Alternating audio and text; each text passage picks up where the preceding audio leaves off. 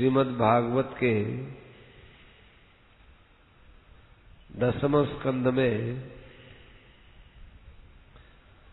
कालीय दमन की लीला के पश्चात का प्रसंग प्रारंभ कर रहे हैं। देखो, पूतना को मारा, बकासुर, अघासुर, वत्सासुर इत्यादि असुरों को मारा, ब्रह्मा जी को वश में किया, काली को वश में किया। ये सब किस बात की तैयारी हो रही है? ये सब रास लीला की तैयारी हो रही है। लगता है कि भगवान दुष्टों का संहार करने के लिए अवतार लिए हैं। बिल्कुल ठीक है, परंतु साथ ही साथ भगवान की किसी भी अवतार में जो प्रेम की लीला नहीं हो सकी, उस प्रेम की लीला को निर्विघ्न समाप्त करने के लिए और अपने प्रेम लीला को सर्वोत्तम सिद्ध करने के लिए भगवान ने ये बाल्यकाल से ही अघासुर आदि का मारना चालू कर दिया। ये सब रास लीला की तैयारी है। यदि भगवान श्री कृष्ण के इस प्रसंग में, लीलाओं में रास लीला न होती तो भगवान का एक बहुत बड़ा उत्कृष्ट प्रेम हम लोगों को कहीं पर भी देखने को नहीं मिलता। प्रेम क्या चीज है? हम लोगों की बुद्धियां संकुचित हो गई। जागतिक विषयों के प्रेम को हमने प्रेम कहना चालू कर दिया। प्रेम क्या है ये भगवान कृष्ण से पूछो, प्रेम क्या है ये गोपियों से पूछो। तो उस रास लीला की तैयारी हो रही है, ये बात मन में रखते हुए आप हम सभी भागवत की अब और कथाएं उनको भी सुनते हैं। एक बात और भी है, ये 10वां स्कंद है, ये निरोध स्कंद है। भगवान में सब लीन हो जाते हैं, चाहे ब्रह्मा हो, चाहे राक्षस हो, चाहे पूतना आदि और राक्षसियां हो, चाहे काली नाग हो, कोई हो। इसके साथ साथ भगवान ये सुखदेव जी महाराज यहाँ समयों का, प्रकृति का बड़ा विस्तार से वर्णन करते हैं।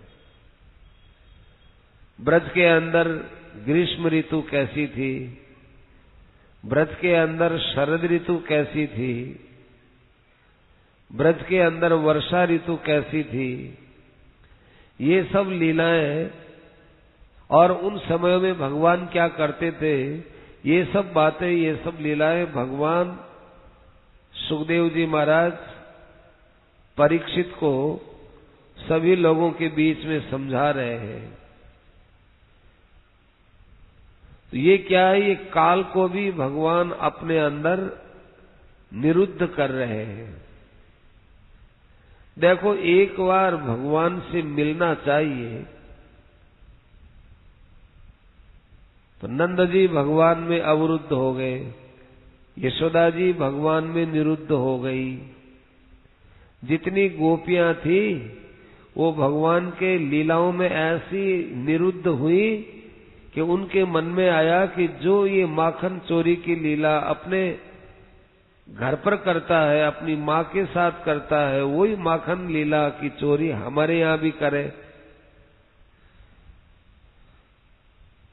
तो भगवान उनके चित्त को ऐसा चुराए कि उसके बिना उनको चैन नहीं मिला।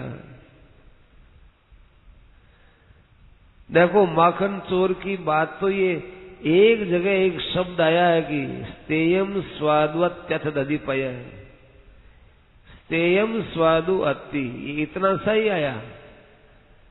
लेकिन बदनाम कितने हो गए? भगवान माखन चोरते थे, माखन चोरते थे, माखन चोरते थे। वास्तव में भगवान ने मक्खन नहीं चुराया, भगवान ने उनकी चित्त वृत्तियों को चुराया है। ये माधुर्य प्रसंग है। माधुर्य प्रसंग में भगवान का प्रेम मुख्य होता है। ऐसा प्रेम जो शब्द स्पर्श रूप रस गंध से विलक्षण है। तब देखना आप बंसुरी का कैसा विलक्षण नाद होता है। प्रेम तो दुनिया करती है, पर प्रेम नहीं करती, वो राग करती है। शब्द में, स्पर्श में, रूप में, रस में, गंध में। परंतु भगवान के साथ प्रेम होता हो तो दुनिया के शब्द स्पर्श रूप रस गंध कहीं छूट जाते हैं। और यदि फिर भी कोई कहे कि भाई संसार से प्रेम हमारा नहीं छूटता, प्रेम की वृत्ति नहीं छूटती, तो क्या करे कि भगवान में प्रेम कर लो।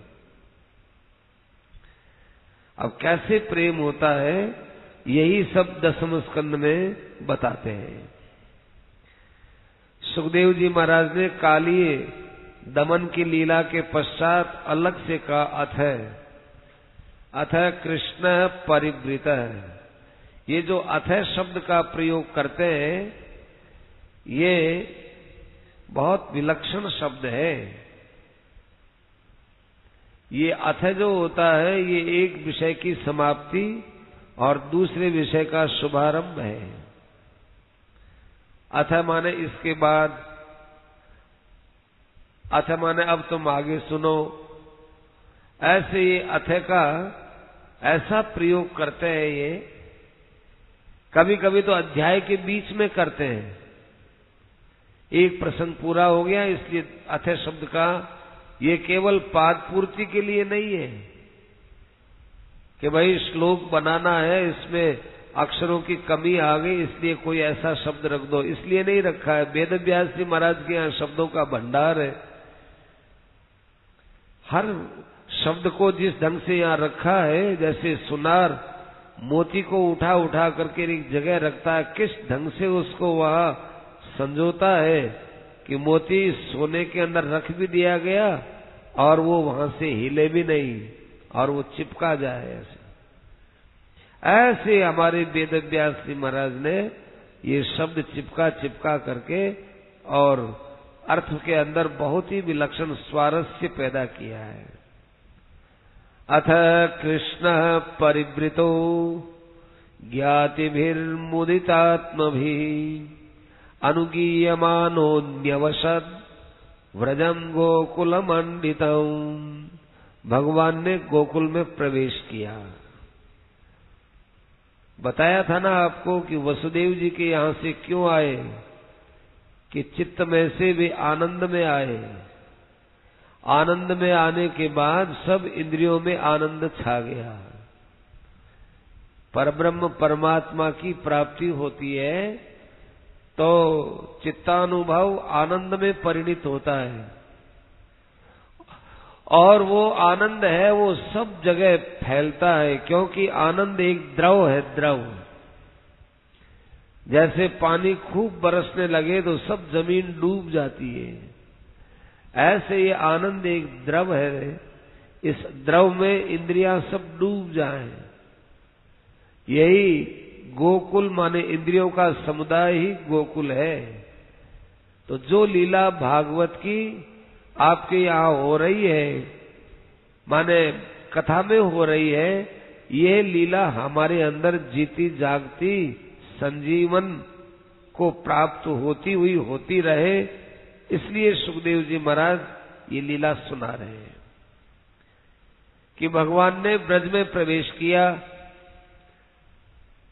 उस समय में बड़ी गर्मी पड़ रही थी जो लोगों को अच्छी नहीं लगा करती, परंतु भगवान की कृपा से वृंदावन में रहने वालों को गर्मी बहुत अच्छी लगती है। वसंत ही वो लक्षित है, वसंत के समान सुंदर लगती है, क्योंकि झरने खूब बहते रहते हैं और झरने जब ऊपर से गिरते हैं तब उनकी ठंडी ठंडी छोटी छोटी बूंदें माने पानी जब पत्थर पर गिरता है तब उसकी छोटी छोटी बूंदें ही टक्कर खा करके फैलती है, उससे एक बहुत ही सुंदर सुखद अनुभूति होती है।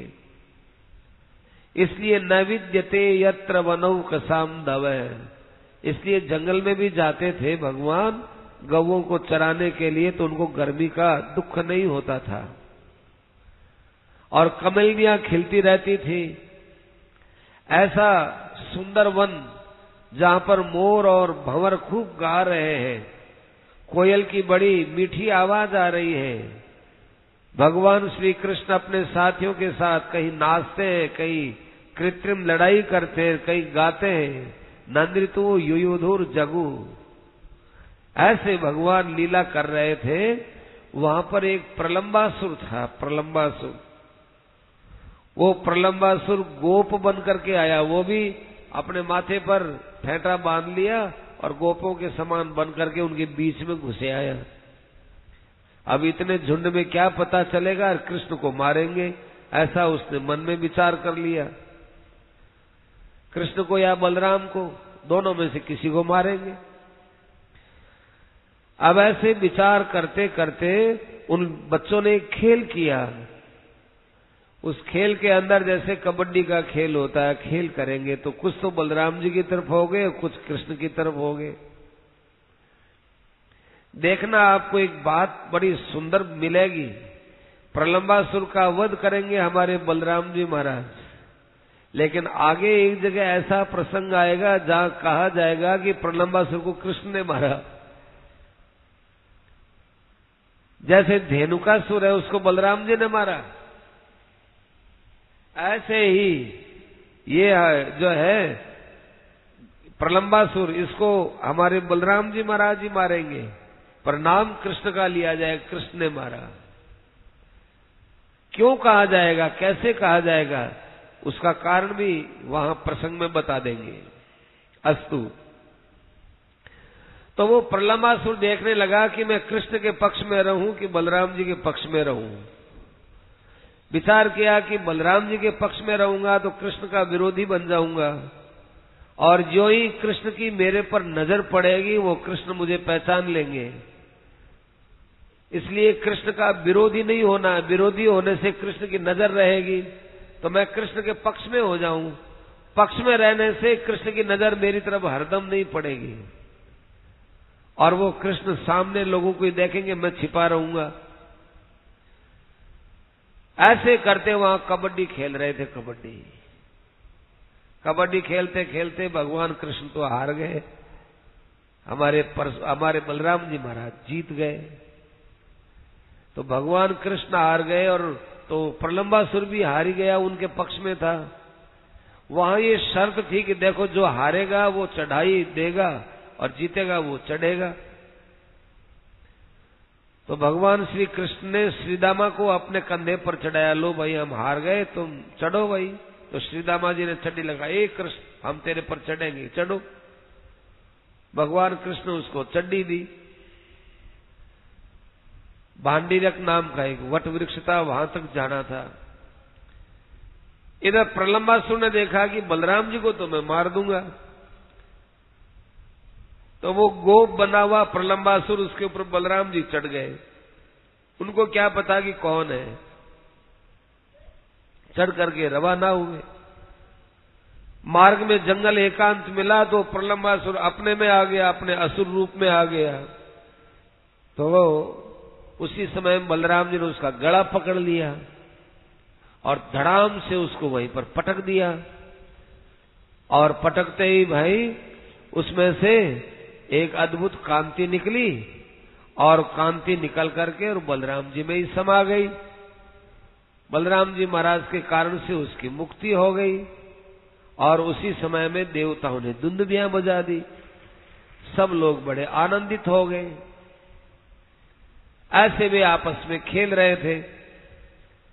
खेलते खेलते मूंज के वन में चले गए, जिसको मुंजाटवी बोलते हैं। मूंज का जंगल, उसमें भगवान चले गए साथियों के साथ, और वहां आग लग गई। आग लगने पर भगवान ने कहा तुम सब नेत्र बंद कर लो भाई। सब ने नेत्र बंद कर लिए। तो भगवान उस अग्नि को पी गए। ऐसी लीला हुई। देखो भगवान ने ये 3 बार इनको जिलाया, 3 बार। आध्यात्मिक, आदि दैविक और आदि भौतिक सब प्रकार के संताप को भगवान दूर करने वाले होते हैं। ये खास बतानी थी। अब यहां पर एक चीज आई है, एक पद आया है कि अजो अजा गावो महिष्यश्च, अजा गावो महिष्यश्च निर्विशंत्यो वनाद वनम। अजा का मतलब है बकरी, गाय माने गाय और महिष्य माने भैंस। तो आपने कभी भी ऐसा चित्र नहीं देखा होगा कि भगवान भैंस को चरा रहे, भगवान गाय को भगवान बकरी को चरा रहे, ऐसा चित्र मैंने कभी नहीं देखा। गाय के साथ ही आपने भगवान को देखा है। पर भागवत तो कहती है अजा गावो महिष्यश्च, भगवान बकरी भी चराते थे, भगवान भैंस भी चराते थे। तो कहते हैं नहीं, ऐसा नहीं है। कि लिखा है ना भागवत में, ऐसा कैसे नहीं है? लिखा है, लेकिन समझने में थोड़ा फर्क पड़ रहा है। भगवान गाय ही चराते थे, भगवान भैंस या बकरी नहीं चराते थे। क्यों? कि भागवत में नहीं लिखा है, इसलिए कि लिखा है ना अजा, कि अजा का अर्थ बकरी नहीं है। ये अजा शब्द गावे का विशेषण है, अजा गावे है। भगवान का गायों से इतना प्रेम था, इतना प्रेम था कि दूध देने वाली गाय से तो सभी प्रेम करते हैं। जो दूध देने वाली गाय नहीं हो, ऐसी गाय से भी भगवान का प्रेम था, उसको भी चराते थे। तो अजा गावे है। या जो दूध देने लायक नहीं रहती, या जो बाखड़ी गाय रहती, वो गाय। तो ये अजा गावे का विशेषण है, अजा गावे है। और महिष्यश्च गावे है। महिष्यश्च गावे माने जो गर्भवती गाय होती थी। महिष्य का अर्थ होता है भारी। तो जो गर्भवती गाय होती, उनको भगवान चराते। और जिन गायों में कभी कोई संतान पैदा ही नहीं होती या उनके कोई गर्भ रहता ही नहीं, ऐसी बाखड़ी गाय, उनको भी भगवान चराते। गौ मात्र से प्रेम था भगवान को, गौ मात्र से। तो ये अजा गावो महिष्यश्च, ये पद देकर के भगवान का गो प्रेम दिखाया है। भैंस बकरी पालने वाले लोग कहते हैं भागवत में ये लिखा है। साहब ये बात है नहीं। अब जिनके पास हिंदी टीका, वो कहेंगे साहब हिंदी में तो लिख रखा है। अब हम जो ही कथा समाप्त करेंगे, हमारे पीछे पड़ जाएंगे, देखो हिंदी वाली टीका में लिखा है। पर हिंदी वाली में लिखा है, उनके लिखने का कारण और है। लेकिन गंभीरता से विचार करें कि वास्तव में भगवान चराते क्या थे? गौ चराते थे ना। भगवान ने जब भी विशेषता की बात की, गौओं के लिए कही है। तो यहां अजा और महिष्य, ये गायों का विशेषण है। ऐसे भगवान भाई लोगों को संतापों से दूर करते थे। फिर बरसात ऋतु आ गई। कहते हैं वर्षा ऋतु तो हमारे ब्रजवासियों को बहुत ही अच्छी लगती है, कि 8 महीने सूर्य तपता है और 4 महीने बरसता है। आषाढ़, सावन, भादवा और आसो, ये 4 बरसात की ऋतु। वैसे तो खास 2 मानी गई, पर आषाढ़ का और आसोज का ये बरसना मामूली नहीं होता। आसोज के बरसने पर कहते हैं कि अरे वर्षा नहीं बरस रही, मोती बरस रहे हैं। आसोज की मोती कहलाते थे। तो कहें 4 महीने सूर्य बरसता है और 8 महीने सूर्य संसार से जल को खींचता है। तो ये क्या बताते हैं? भगवान सूर्य संसार को ये शिक्षा देते हैं कि भाई जितना आप संसार से लेते हो, उससे दुगुना चौगुना आप संसार को दो। इस प्रकृति के अंदर हम लोग श्वास लेते हैं, इस प्रकृति के अन्न से हम लोग पलते हैं, तो इस प्रकृति के विपरीत मत चलो, इस प्रकृति के प्रति उदार बन करके चलो। बरसात के दिनों में देखो, कभी कभी नक्षत्र दिखते हैं, कभी नहीं दिखते हैं। जिस प्रकार से कलयुग के अंदर पाखंड फैलने पर धर्म कहीं कहीं दिखेगा, कहीं छिप जाएगा, ऐसे ये नक्षत्र दिखते हैं, नहीं दिखते हैं। सारी पृथ्वी हरी हो रही है, हरी। ऐसा लगता है कि मानो स्वयं लक्ष्मी जी यहां आ गई हो। खेतों को हरा भरा देख करके किसान का हृदय प्रसन्न होता है, लेकिन धनी आदमी का हृदय दुखी होता है। क्यों? धनी आदमी देखता है कि भाई अब इन किसानों के पास में इतना ये धान हो जाएगा, तो हमने जो धान लिया है वो महंगा नहीं होगा, अब क्या करें, सस्ता हो जाएगा। इसलिए धनी आदमियों के मन में संताप होता है। क्यों? देवाधीनम अजानताम। अरे सबको भाग्य से मिलने वाला है भाई, ये घाटा मुनाफा भी भाग्य से होता है, संताप क्यों करो? ऐसा संताप करते हैं। कहते हैं बरसात के समय में खूब बूंदें गिरती हैं पर्वतों पर, लेकिन पर्वत कोई दुखी नहीं होते। ठीक वैसे ही जैसे संत महापुरुष होते हैं, उनके ऊपर लोग चाहे कितना ही लांछन लगाएं, कितना ही उनको अपमानित करें, कितना ही उनको लज्जित करें, उनके कोई फर्क नहीं पड़ता। जिस और सारे मार्ग घास से भर जाते हैं, उस समय रास्ते का पता नहीं चलता। ठीक वैसे ही जैसे ब्राह्मण लोग वेद मंत्रों को बार बार नहीं बोले, पढ़ी हुई विद्या को नहीं बोले, तो वो विद्या एक तरह से छिप जाती है। ऐसे मार्ग छिप गए थे खूब बरसात होने पर। ऐसी ऐसी उपमाएं दी गई हैं। देखो रामचरितमानस में, किष्किंधा कांड में ऐसी ऐसी बहुत उपमाएं दी हैं।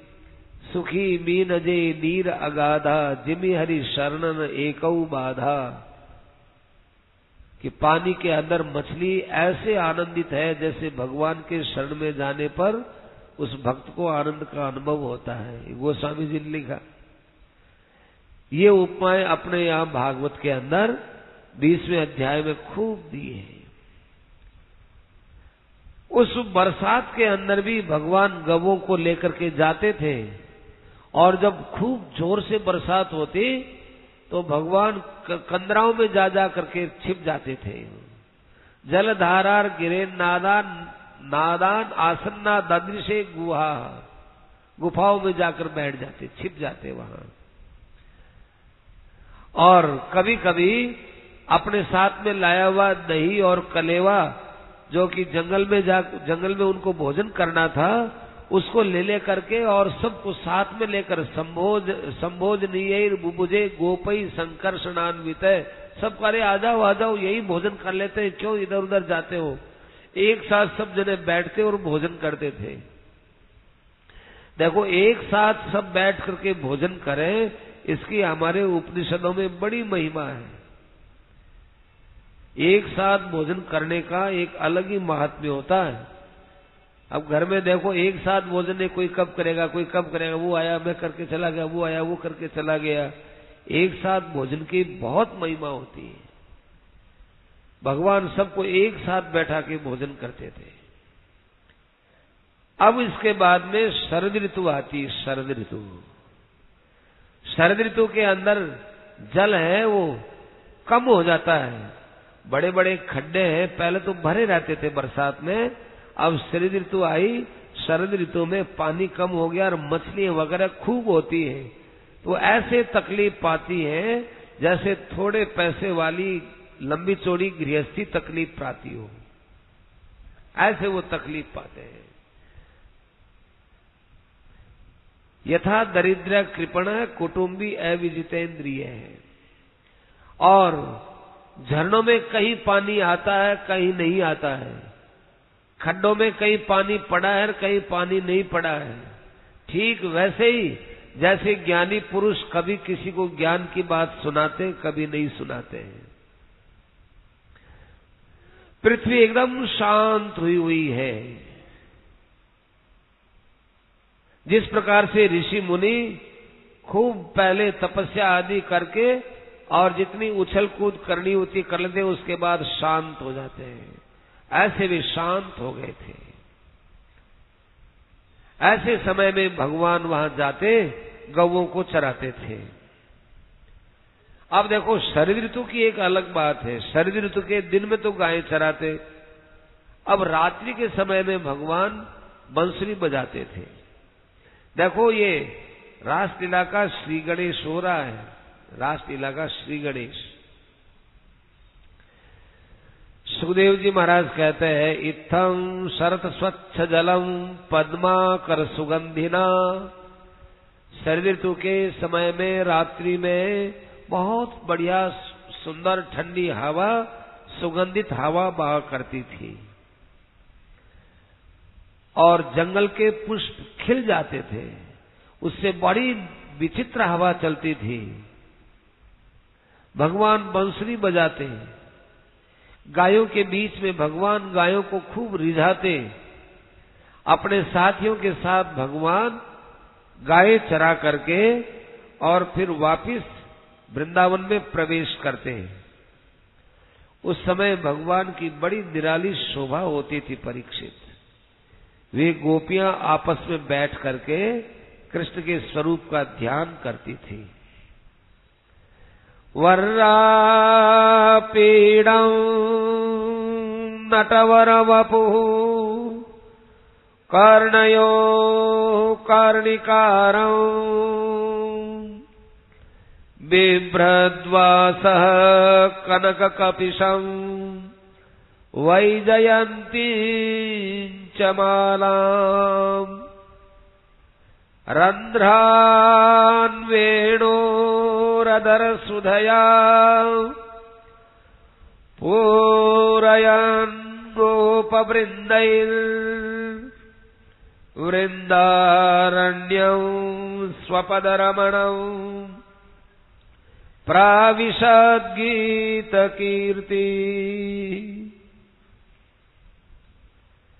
सखियां आपस में बात करती, गोपियां, ओहो हे सखी सुनो। सिर के ऊपर मोर मुकुट पहने हुए और कानों में कनेर के फूल लगाए हुए, सोने की करधनी पहने हुए, वैजयंती माला पहने हुए, बंसुरी के छेदों पर अंगुली को नचाते हुए और बंसुरी को हवा से पूरते हुए और उसमें से मधुर ध्वनि निकालते हुए ये श्री कृष्ण अपने साथियों के साथ वृंदावन में जब प्रवेश करते हैं तो वृंदावन की और हमारी सबकी कैसी विचित्र शोभा हो जाती है। सबका चित्त ये हर लेते हैं। इतने में ही उनको शब्द सुनाई दिया, ये देखो कैसी सुंदर बांसुरी बज रही है। अब ये गोपियां बोलती है, एक गोपी, हम लोगों ने कृष्ण के समय में जन्म लिया, हमारा जन्म लेना सार्थक हो गया। पशुओं के पीछे जाता जाता ये जिस समय में बंसुरी बजाता है, अपने होठों के ऊपर ये बंसुरी रखता है, उस समय में इसको देखते देखते कभी नेत्रों से तृप्ति का अनुभव नहीं होता। ऐसा लगता है देखते ही रहे, देखते ही रहे।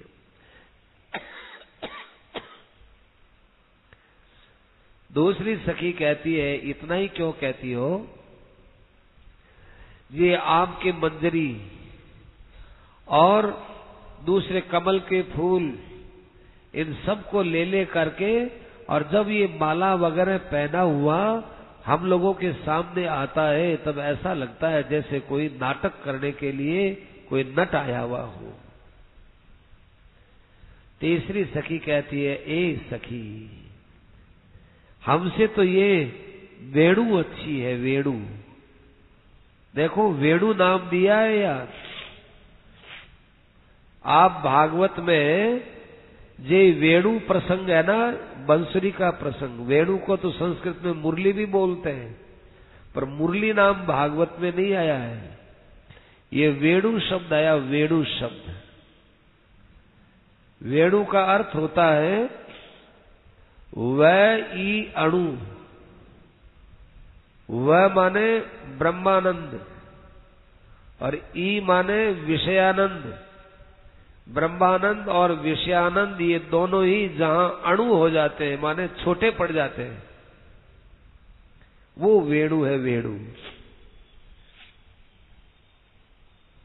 विषयानंद और ब्रह्मानंद, विषयानंद तो खैर छोटा होता ही है, पर ब्रह्मानंद भी छोटा पड़ जाता है उस बंसुरी की आवाज में।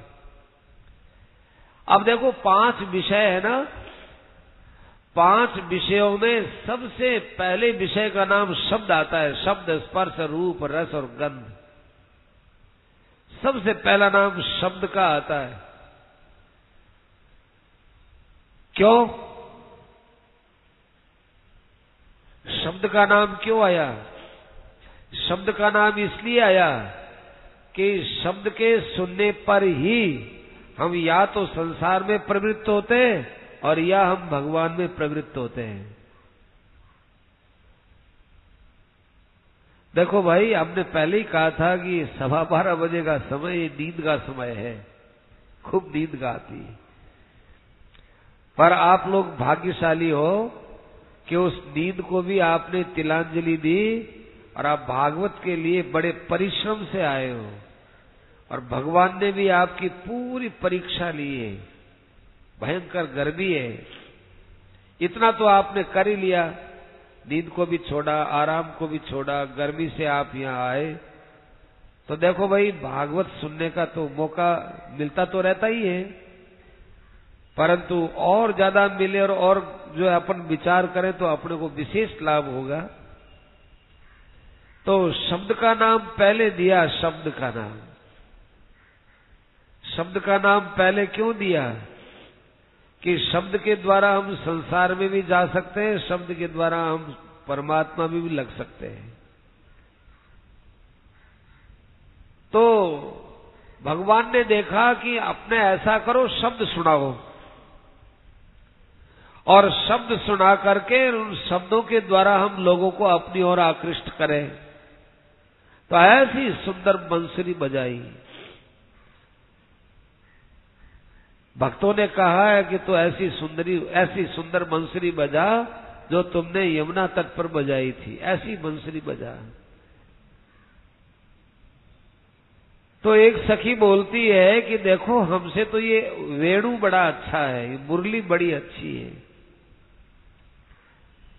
क्योंकि इस वेणु को, इस मुरली को भगवान अपने होठों पर रखते हैं।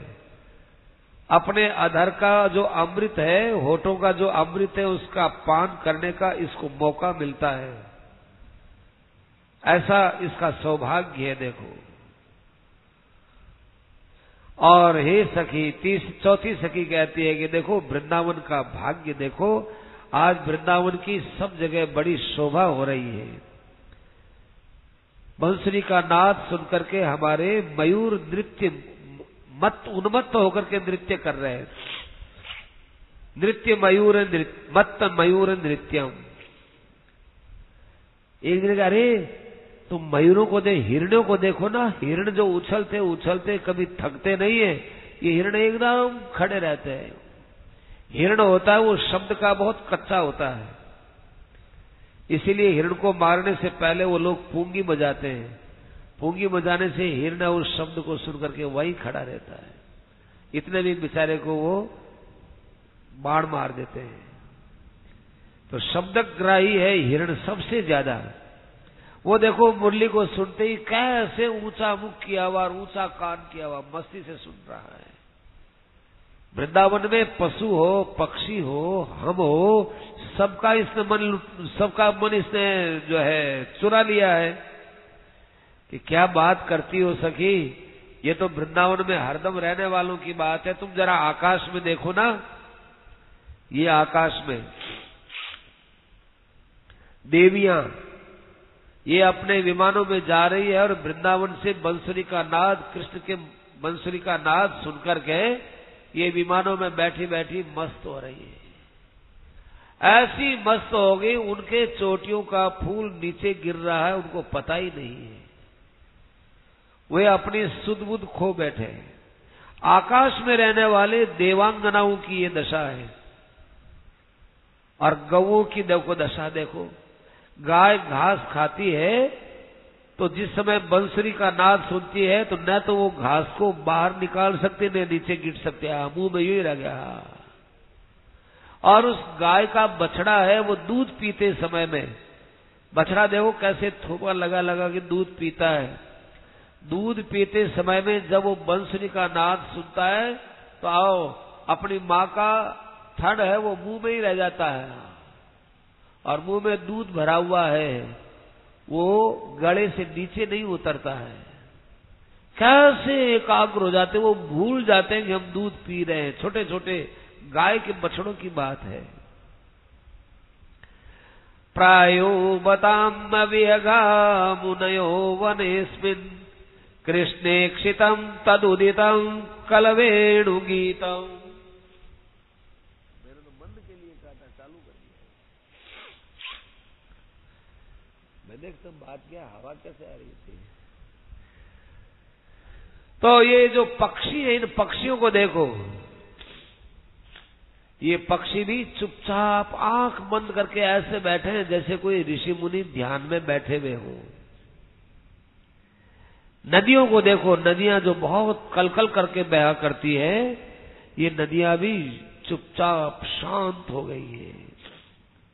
गृह्णन्ति पाद युगलम कमलोपहारा, अपने अपने लहरों के अंदर कमल का उपहार लिए हुए कृष्ण के चरणों की तरफ जाने के लिए तैयार हो रही है। ऐसे ये नदियां भी उसके शब्द से प्रभावित हुए हैं।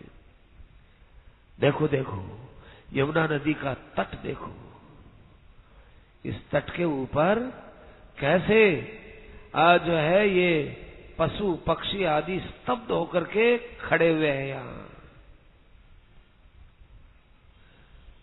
और गोवर्धन पर्वत है, इसके ऊपर जब श्री कृष्ण जाकर के वहां के झरनों को देखते हैं, वहां की खिली हुई वनस्पतियों को देखते हैं, तो मानो गोवर्धन का बड़ा वे सम्मान बढ़ा रहे हैं।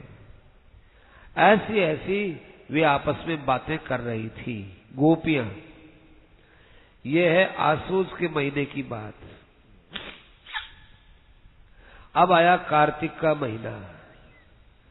कार्तिक के महीने में अब देखो, थोड़ा सावधानी से सुनना।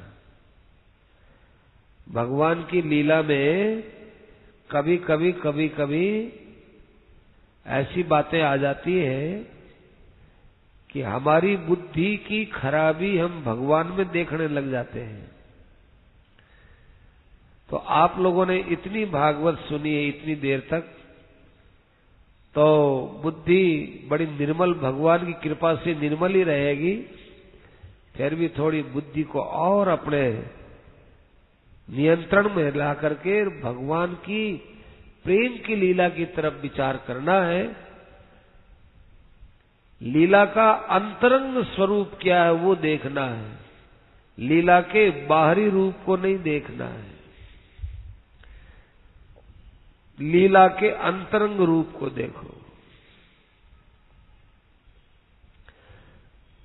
सुखदेव जी महाराज अब बहुत मस्ती के साथ इस लीला को बता रहे हैं कि कार्तिक के महीने में स्त्रियां जल्दी उठती हैं, जल्दी उठ करके स्नान करके पार्वती की उपासना करती हैं। जिनका विवाह नहीं हुआ होता है वे भविष्य अच्छे पति की प्राप्ति के लिए कात्यायनी की पूजा करती है, और जिनका विवाह हो चुका होता है वे अपने वैवाहिक जीवन में पूर्ण शांति के लिए, पति के अभ्युदय के लिए, पति के लाभ के लिए वे कात्यायनी की पूजा करती हैं। माने चाहे विवाह हुआ हो चाहे विवाह न हुआ हो, सब प्रकार की स्त्रियां कार्तिक में कात्यायनी की पूजा करती हैं। तो अपने गोकुल के अंदर भी ऐसी स्त्रियां सब जल्दी उठ करके स्नान करके और कात्यायनी की पूजा के लिए बैठ गई। और पूजा में बैठ करके वो क्या बोलती है? कात्यायनी महामाये महायोगिन्यधीश्वरी नंद गोपसुतं देवी कुरुत में पतिम में कुरुते नमः। कि हे कात्यायनी, हे महामाही, हे योगिनी, हे भगवती, हे महामाये, हमारी आपसे प्रार्थना है कि नंद जी के बेटे को हमारा पति बना दो। अब विवाहिता स्त्री ऐसी बात कहती है, अविवाहिता बोले तब तो कुछ समझ में भी आए। और विवाहिता भी कैसी विवाहिता हो? बूढ़ी बूढ़ी विवाहिता। बूढ़ी बूढ़ी गोपियां भी उनसे प्रार्थना करती हैं कात्यायनी से कि हे कात्यायनी महामाये, ऐसी कृपा करो कि नंद नंदन हमारा पति हो जाए। कहेगी माँ जी, आपके लकड़े, आपके जो है शरीर के लकड़े तो मसान में पहुंच गए, आप क्या बोलती हो? कि बिल्कुल सही बोलती हूँ, बहुत सही बोलती हूँ। तो आप पति की इच्छा के लिए कात्यायनी को पूजित करती हो, कात्यायनी की पूजा करती हो पति के लिए? कि हाँ, पति के लिए। क्यों, आप तो सधवा हो? सधवा है, सब है, लेकिन हमारे भाव को समझिए। पति की इच्छा क्या है? ये पति भाव से भगवान की उपासना की इच्छा है। जैसे भगवान की उपासना होती, कोई बाल उपासना करते हैं, हम लड्डू गोपाल की उपासना करते हैं। कोई पुत्र भाव से भगवान की उपासना करते हैं, कोई पिता भाव से उपासना करते हैं, कोई मातृ भाव से उपासना करते हैं। ये ऐसे पति भाव से उपासना की इच्छा है, उपासना की। आज के इस गए गुजरे जमाने में भी यदि कोई स्त्री अपने पति ऐसे ये बोलती है कि मैं मेरे पति के रूप में भगवान की उपासना करती हूँ, तो क्या उस पति के मन में कोई नाराजगी पैदा होती है? नहीं होती, नाराजगी पैदा नहीं होती। पति भाव है भगवान में, अपना पत्नी भाव और भगवान को पति माना। संतों ने तो कहा है ऐसा, संतों की वाणी में पतिव्रता का अंग आता है। उन संतों ने अपने आप को भगवान की स्त्री कहा है कि हम तो आपकी स्त्री हैं और आप हमारे पति हो। मैं कभी विधवा होने वाली नहीं हूं, क्योंकि आप कभी मरने वाले नहीं हो। मीरा जी को कहा विवाह के पश्चात भी कि मीरा जी, आप तो अब यहाँ रहती हो, ससुराल में रहती हो, और आप पति को छोड़कर कृष्ण को क्यों मानते हो? तो मीरा जी ने यही कहा कि मेरे तो गिरधर गोपाल दूसरो न कोई, जाके सिर मोर मुकुट मेरो पति सोई। मेरे तो वही पति है, वही कि आपके वो पति है जिनके साथ विवाह किया है, वो कि विवाह जिसके साथ हुआ उसके वो पति हैं। मेरे पति भगवान है, मेरे पति हो। मेरे से अर्थ है आत्मा। संसार का पति है वो उसी का ही पति है जो संसार की चीज है। शरीर संसार का है, आत्मा है वो भगवान का है। तो संसार का पति है वो संसार का ही पति है, मेरा पति तो भगवान है। तो यहाँ पति भाव से उपासना के लिए पार्वती से प्रार्थना करती है। देखो कैसी विचित्र बात है कि आप हमें कृष्ण को पति रूप में दे दीजिए। पति रूप में दे देने का अर्थ है कि हमारी आराधना को सफल कर दीजिए। इसमें दो बात निकलती है, एक तो भगवान को पति रूप से माने ही, दूसरी इस पति भाव के मानने में मेरा कितना ऊंचा भाव है, इस भाव को आप खूब अच्छी तरह से समझते, इसलिए आपका आशीर्वाद चाहिए, आपका प्रेम चाहिए, आपका आशीर्वाद चाहिए। माने भगवान की तरफ लगने में किसी बड़े का आशीर्वाद, भगवान का आशीर्वाद हो, गुरुजनों का आशीर्वाद हो, इनके आशीर्वाद से जो पार पड़ने वाली है वो हमारी साधना से पार पड़ने वाली है। हमने तो कृष्ण को पति मान लिया, पर आपकी कृपा हमको मिले तो ये हमारा पतिभाव प्रगाढ़ बने, प्रगाढ़। तो भगवान के पास में ये भाव पहुंच गया। भगवान ने देखा कि अरे छोटी बड़ी सब स्त्रियां मुझे पति भाव से भजने के लिए प्रातःकाल जल्दी उठ करके यमुना में स्नान करके ये कात्यायनी की पूजा करती हैं। तो भगवान देखो, आप देख लेना, वृंदावन में जाओ तो आप वृंदावन में बिहारी जी के वहां दर्शन करने जाओगे तो सब मंदिर जल्दी खुलते हैं, पर हमारे बिहारी जी का मंदिर जल्दी नहीं खुलता है। वहां बोलते हैं कि साहब ये रात को रास में जाते हैं बिहारी जी, मधुबन में रास होती है, वहां जाते हैं। तो रास में आने पर हमारे बिहारी जी को देरी हो जाती है। देरी हो जाने से हमारे बिहारी भगवान ये थोड़ा विश्राम करते हैं, इसलिए फिर थोड़ा सुबह विलंब से उठते हैं, विलंब से उठते हैं। और फिर जो है इनका मोदक का भोग लगता है, मक्खन का भोग लगता है, लड्डू और मोदक ये लेकर के, और फिर वो मंदिर में आकर के विराजमान होंगे, फिर भक्तों से मिलेंगे। तो भगवान आज सुबह बहुत जल्दी रवाना हो गए अपने घर से। क्यों रवाना हुए? देखो, न तो यहाँ कोई ऐसी बात आई कि नंद जी से कहा, न उन्होंने अपने यशोदा जी से कहा, किसी से कुछ नहीं कहा। क्यों नहीं कहा? कि जो उपासना करने वाली है ये गोपियां, इन्होंने भी किसी से नहीं पूछा कि हम नंद नंदन को अपना पति माने कि नहीं माने, पूछा नहीं। तो भगवान भी गोपियों के पास जाने में किसी से पूछते नहीं है। और वे सब स्त्रियां, गोपियां अपनी सहेलियों के साथ आती हैं, संयुक्त रूप से आती हैं, संयुक्त रूप से वे साधना करती है। तो भगवान ने भी क्या किया, अपने सखाओं को साथ में लेगा, तुम आओ मेरे साथ। करे कान्हा, तुम सुबह पहले हमको जगाओगे? सुबह नहीं, आज तो सुबह पहले चलना पड़ेगा मेरे साथ। ये चलो भाई, तूने कह दिया चलेंगे। तो भगवान अपने साथियों को साथ में लिए और अन्योन्याबद्ध बाहवे, एक दूसरे के सिर के ऊपर हाथ रखे हुए हो, बड़े गुत्थम गुत्थे होते होते वहां पर नदी के किनारे पहुंच गए। वहां जाकर के देखा कि सब स्त्रियां स्नान करती हैं, इन्होंने वस्त्र यहां बाहर रख दिए। तो भगवान ने जाकर वो वस्त्र ले लिए। ये चीरहरण लीला है। ये बताया कि भाई उच्च भाव से देखना, ये बहुत उच्च भाव से देखने की बात है। कई कारण है उच्च भाव में, क्योंकि भगवान ने भी बड़े उच्च भाव में ये वस्त्र उठाए थे।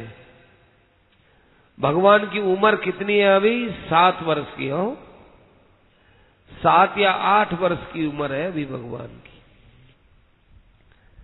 आजकल के इस पतित समय में भी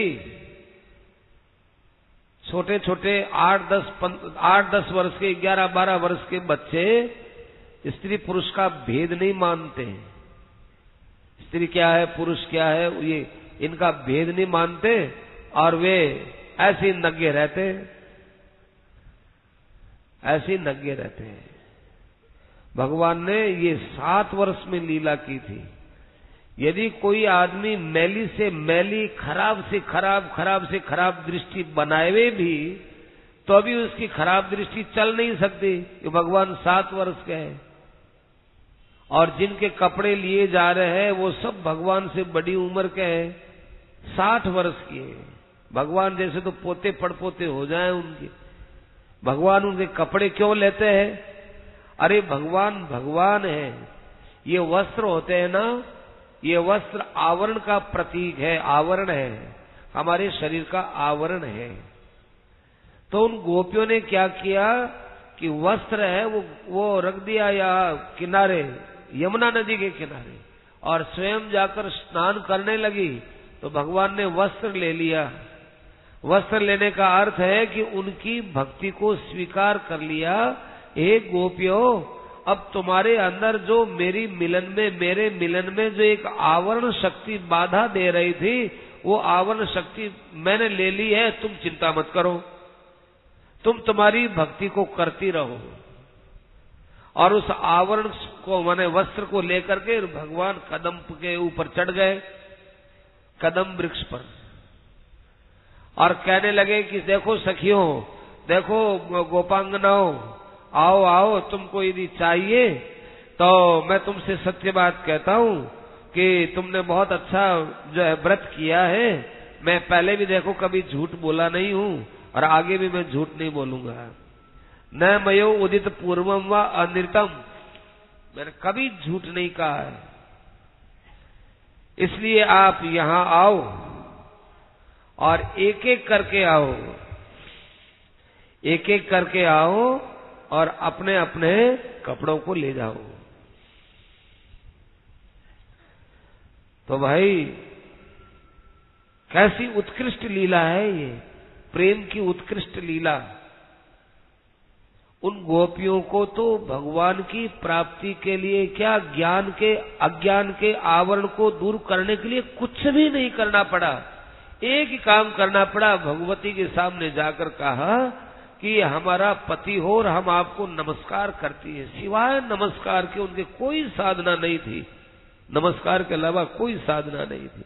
और भगवान ने कैसी कृपा की कि गोपियां जब उनको पुकार रही है, प्रातःकाल जल्दी उठ करके यमुना नदी में वो स्नान कर रही, तो भगवान आराम से सो कैसे सकते हैं।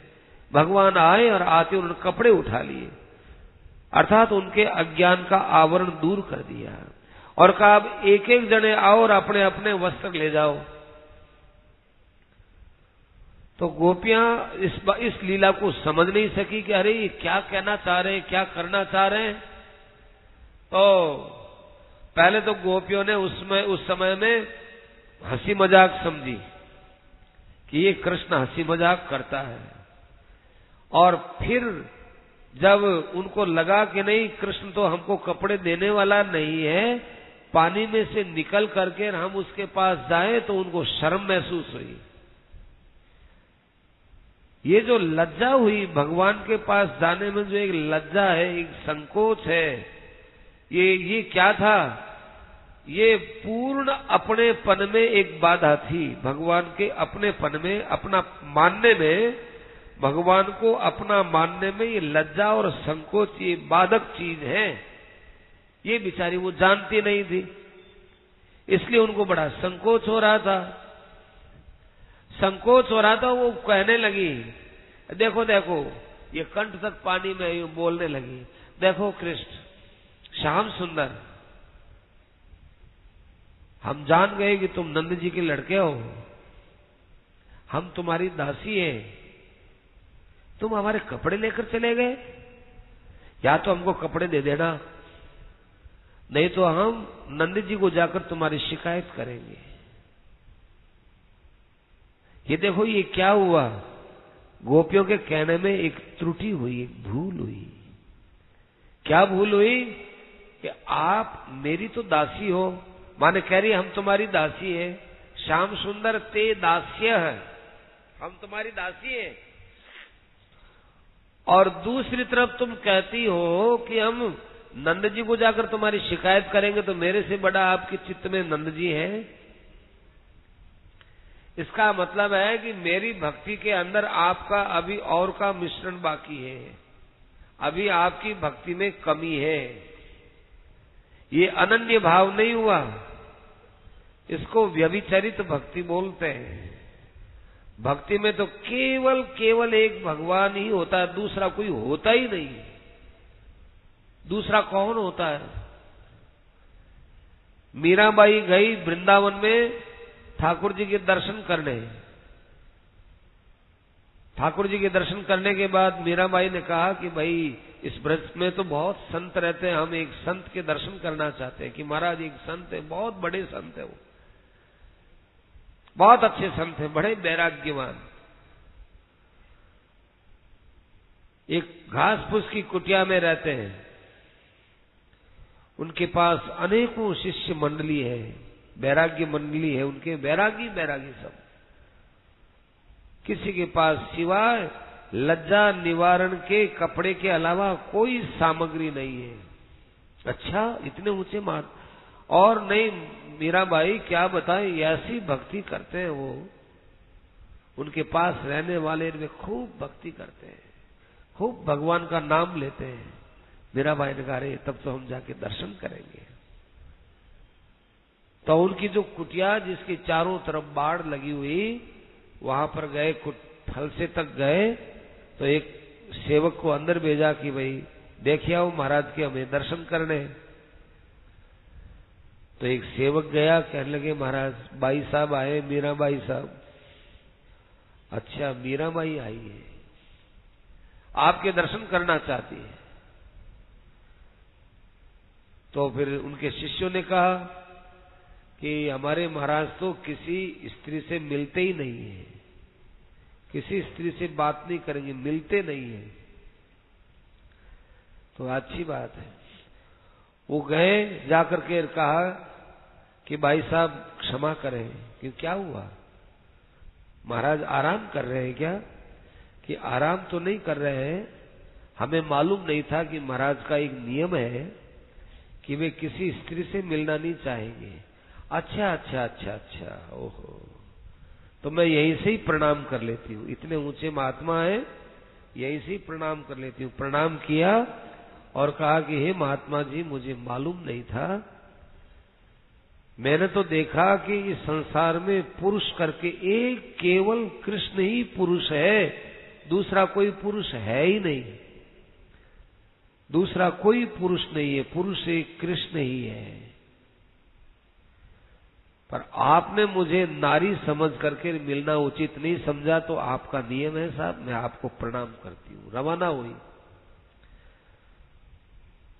तो संतों को पता चला कि उस मीराबाई ने जाते जाते प्रणाम करते करते ये बात कही कि मुझे ये मालूम नहीं था कि एक भगवान के अलावा भी कोई पुरुष है क्या।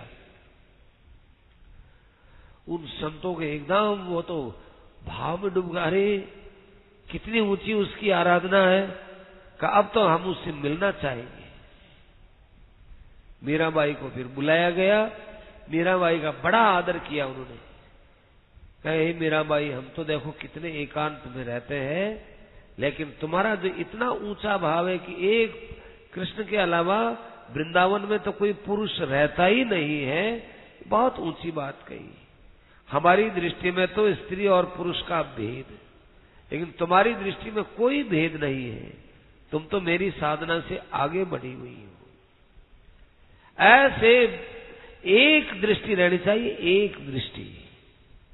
हम जाकर के नंद जी को बोल देंगे तुम्हारी शिकायत करेंगे, इसका मतलब तो ये हुआ ना गोपियों कि तुम्हारे हृदय में मेरे से भी ऊंचा स्थान किसी और का है। और एक तरफ आप कहती हो कि हम तुम्हारी दासी हैं।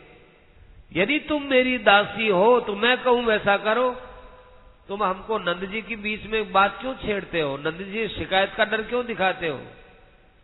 तुम यहां आओ और अपने कपड़े ले जाओ। तो कहा कि अब क्या करें, अब जो ये एक तरह से भगवान ने कहा कि यदि तुम मेरी दासी हो तो ले जाओ। तो कहा दासी तो है हम आपकी, है तो ले जाओ कपड़े। अब वो बिचारी बड़े लज्जा और संकोच में आ गई, संकोच में आई। भगवान की कुछ ऐसी कृपा हुई, ऐसी कृपा हुई। देखो भाई, शीतकर्षिता, शीतकर्षिता का तो मतलब है कि ठंड में कांप रही थी, पर ये ठंड में कांपना नहीं है, यह है जड़ता में कांपना, जड़ता में। शीत और जड़ ये दोनों एक वाले, अपने मारवाड़ी कहावत भी है कि भाई आज सर्दी बहुत है, कई को आज जाडो बहुत है, बहुत जाडो पड़े, जाडो पड़े आज, जाडो, जाड़ा माने सर्दी। तो शीत कर्षिता माने जड़ता के अंदर कांप रही। अभी उनके अंदर जड़ता है इस बात की कि कृष्ण के अलावा भी कोई और इससे ऊंचा है, ये जड़ता कम थोड़ी है। इस जड़ता से वो कांपने लगी और फिर जो है वो भगवान के पास आई भी एक ही बात है, यदि तुम मेरी दासी हो तो मेरे पास आओ, दासी हो तो मेरे पास आओ। इधर उनके अंदर लज्जा भी है, संकोच भी है और इधर भगवान से अपनापन भी है। अब सबका संतुलन करके देखा जाए, अपनापन ज्यादा था, उस अपनापन के कारण से लज्जा संकोच जो कुछ भी था उनको साथ में लिए गोपियां भगवान के पास पहुंची। भगवान खुश हो गए, शुद्ध भाव प्रसादित है। गोपियों ने कहा, भगवान ने कहा, वाह मैं तुम्हारे शुद्ध भाव से बहुत आनंदित हुआ हूं। गोपियों जरा तुम विचार करो, मुझे केवल एक नंद जी का बेटा मत मानो, मैं सर्वव्यापक हूं, मैं इस पानी के अंदर भी रहता हूं और तुम्हारे कपड़ों के अंदर भी रहता हूं, तुम्हारे अंदर भी रहता हूं। मेरी व्यापकता को देखो, तुमने एक मुझे सीमित दायरे में संकुचित कर दिया कि यह एक नंद नंदन केवल यही बैठा हुआ है। तुम मुझे पति चाहती हो ना, तुम्हारे पति में भी मैं ही बैठा हुआ हूं। जब तुम्हारे कपड़ों में मैं हूं, इस जल में मैं हूं, तुम्हारे शरीर में मैं हूं, तुम्हारे पति में भी मैं हूं, फिर तुमको मेरे से अपने पति से अतिरिक्त मुझे पति बनाने की क्या जरूरत थी। यूयम विवस्त्रा यदपो धृतव्रता व्यगा हतैत ददुदेव हेलनम बद्ध्वांजलि मूर्ध्यपनुत्तयेंगस कृत्वा नबोधो वसनम प्रगृह्यताम। अपने अपराध को दूर करना हो तो गोपियों सबसे बड़ा साधन क्या है, ध्यान से सुनना हो, नमस्कार करना। नमस्कार, तुमने बड़ा अपराध किया है आज, अपराध करो तो नमस्कार करके उस अपराध को दूर करो। भगवान की वाणी का ऐसा प्रभाव पड़ा कि उस समय में उन्होंने सब ने भगवान को प्रणाम किया और भगवान को प्रणाम करने के बाद भगवान ने उन सबको वस्त्र दिए। देखो, पहले तो उन्होंने आवरण को भगवान ने लिया और यदि उन्होंने अज्ञान का आवरण लिया था तो वापस ये वस्त्र क्यों दिए। यहां देने का अर्थ है कि तुम्हारे अंदर अज्ञान का आवरण तो मैंने ले लिया, अब ये व्यावहारिक आवरण है, व्यावहारिक आवरण को तुम स्वीकार करो। तो व्यावहारिक आवरण समझ करके उनको दिया। तो गोपियों को बड़ा लज्जा का अनुभव हुआ। दृढ़म प्रलब्धा त्रपया सहा पिता। त्रपया माने लज्जया, त्रपा बोलते लज्जा को, लज्जा आई उनको।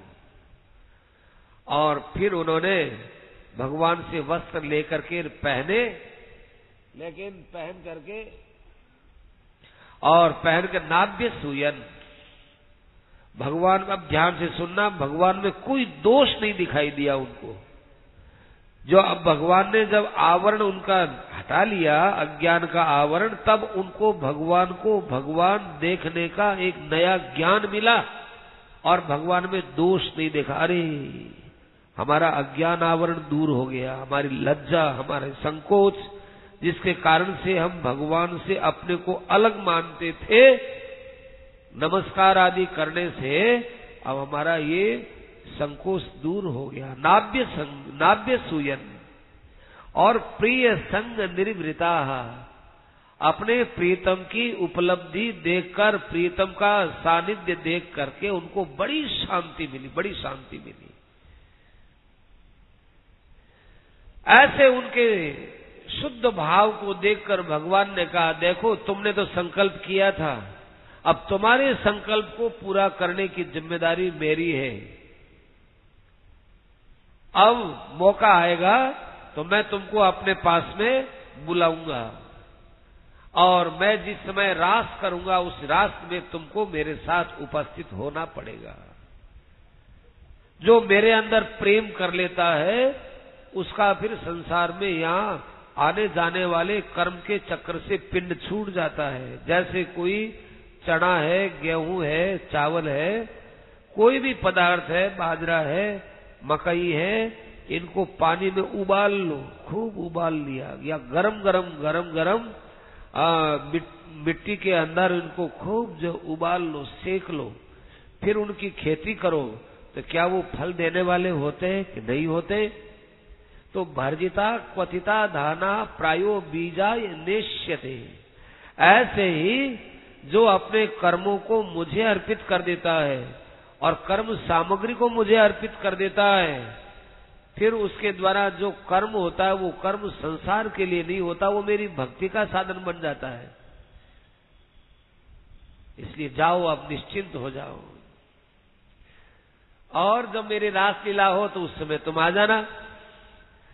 जिस बात को लेकर के तुमने यहाँ ये कार्तिक का व्रत किया है, उसी बात को पूरा करने के लिए मैं यहाँ आया हूँ। यद उद्देश्य व्रतमेदम चेरु आर्यार्चनम सती ही। देखो भगवान ने भी कहा सती ही, ये सती बहुवचन, द्वितीया का बहुवचन न, सती माने आप इन सतियों को भगवान ने इस प्रकार से कहा। सुखदेव जी महाराज कहते हैं ध्यान से सुनना हो, वो सतियां वहां से रवाना नहीं हुई, भगवान के वचनों को सुनकर के ऐसी तन्मय हो गई, भगवान का दर्शन करके नेत्र बंद करके भगवान के चरणों का ध्यान करने लगी। ध्यान क्यों करती हो भाई, तुम्हारे तो साक्षात भगवान है ही। अरे साक्षात भगवान तो पहले भी थे, यदि ध्यान साधना नहीं होती तो ये आज भगवान हमारे लिए साक्षात थोड़े ही होते। साक्षात जो भगवान हमको दर्शन दे रहे हैं ये ध्यान के कारण से दे रहे हैं। ध्यान यदि हम नहीं करते तो कैसे आते साक्षात भगवान दर्शन देने के लिए? तो ध्यायन तत्पदाम्बोजम कृच्छा निर्विविशु ब्रजम, बड़ी मुश्किल से वे वहां से ब्रज में गई, बड़ी मुश्किल से, कृच्छ्रात माने बड़ी कठिनाई से ब्रज के अंदर गई। वो जाना ही नहीं चाहती थी, वो ऐसा कृष्ण का अब सानिध्य मिला। देखो सारी वृत्तियां जब कृष्ण में लीन हो गई, लज्जा वृत्ति, संकोच वृत्ति और शिकायत वृत्ति, जो जो कुछ उनकी वृत्तियों में दोष था वो सब का सब जब दोष भगवान ने समाप्त कर दिया और सब वृत्ति भगवान में लग गई, तो इनके वृत्ति में ही नहीं आई कि हम ब्रज में जाएं, हम ब्रज में जाएं, ये वृत्ति आई ही नहीं उनके। वो देख कहां जाना कहां आना, ब्रज में क्या है, यही तो है, यही तो है, सब कुछ है जो कृष्ण, ब्रज है तो यही है, पति है तो यही है, पुत्र है तो यही है, माँ है तो यही है, बाप है तो यही है, इसके अलावा है क्या? ऐसे करके वो बड़ी तल्लीन हो गई, लेकिन बड़ी मुश्किल से वो ब्रज में गई। भगवान ने भेज दिया, तब क्या करे? अब इधर भगवान ब्रज में नहीं गए, भगवान अपने जंगल में रवाना हो गए। देखो इनको तो जंगल से ब्रज में भेजा और भगवान अब और आगे जंगल में चले गए। वृंदावनात् गतो दूरम चारयन गा साग्रजय। कैसी ये चीर हरण की लीला है वो। ये चीर हरण तो कहते हैं जैसे माखन चोरी बोलते हैं, पर माखन चोरी नहीं होती है। देखो एक तुम्बी बनावे या तुम्बी, एक तुम्बी बना देवे, तुम्बी साहब ये क्या, ये तुम्बी है। अब तुम्बी तो खारी बहुत होती है, तुम्बी के बीज इतने खारे होते हैं, आदमी खा ले तो कई देर तक, कई घंटों तक, कई दिनों तक मुंह का कड़वापन नहीं जाए, इतनी खारी होती है तुम्बी। संत लोग तुम्बी क्यों रखते थे? बीच में बात याद आ गई। संत लोग तुम्बी इसलिए रखते थे कि तुम्बी से जैसा कोई खारा नहीं होता, तो संत तुम्बी को देख करके याद करते, अरे संसार कैसा है, ये तुम्बी जैसा है, खारा है, खारा खारा संसार है। तुम्बी को देखते ही वो संसार कर रहे, संसार ऐसा तुम्बी जैसा है। राम रस मीठा रे कोई पीवे साधु सुजान।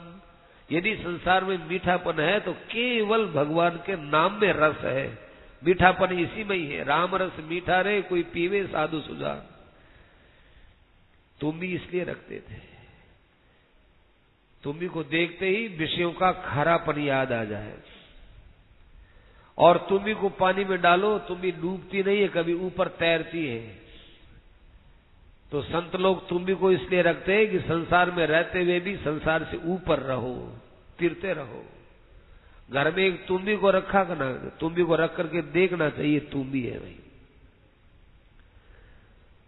तुम भी देखते ही खारापन याद आए, तुम भी देखते ही कि डूबती नहीं तो अपने को भी डूबना नहीं, हमसे तो तुम भी अच्छी है। ये पानी में नहीं डूबती, पानी में ही रहती है पर डूबती नहीं है। ऐसे हम लोगों को रहना चाहिए। ऐसे लोग तुम भी रखते थे। अस्तु, तो भगवान क्या करें, उनको तो भेज दिया ब्रज में और स्वयं आगे वन में गए।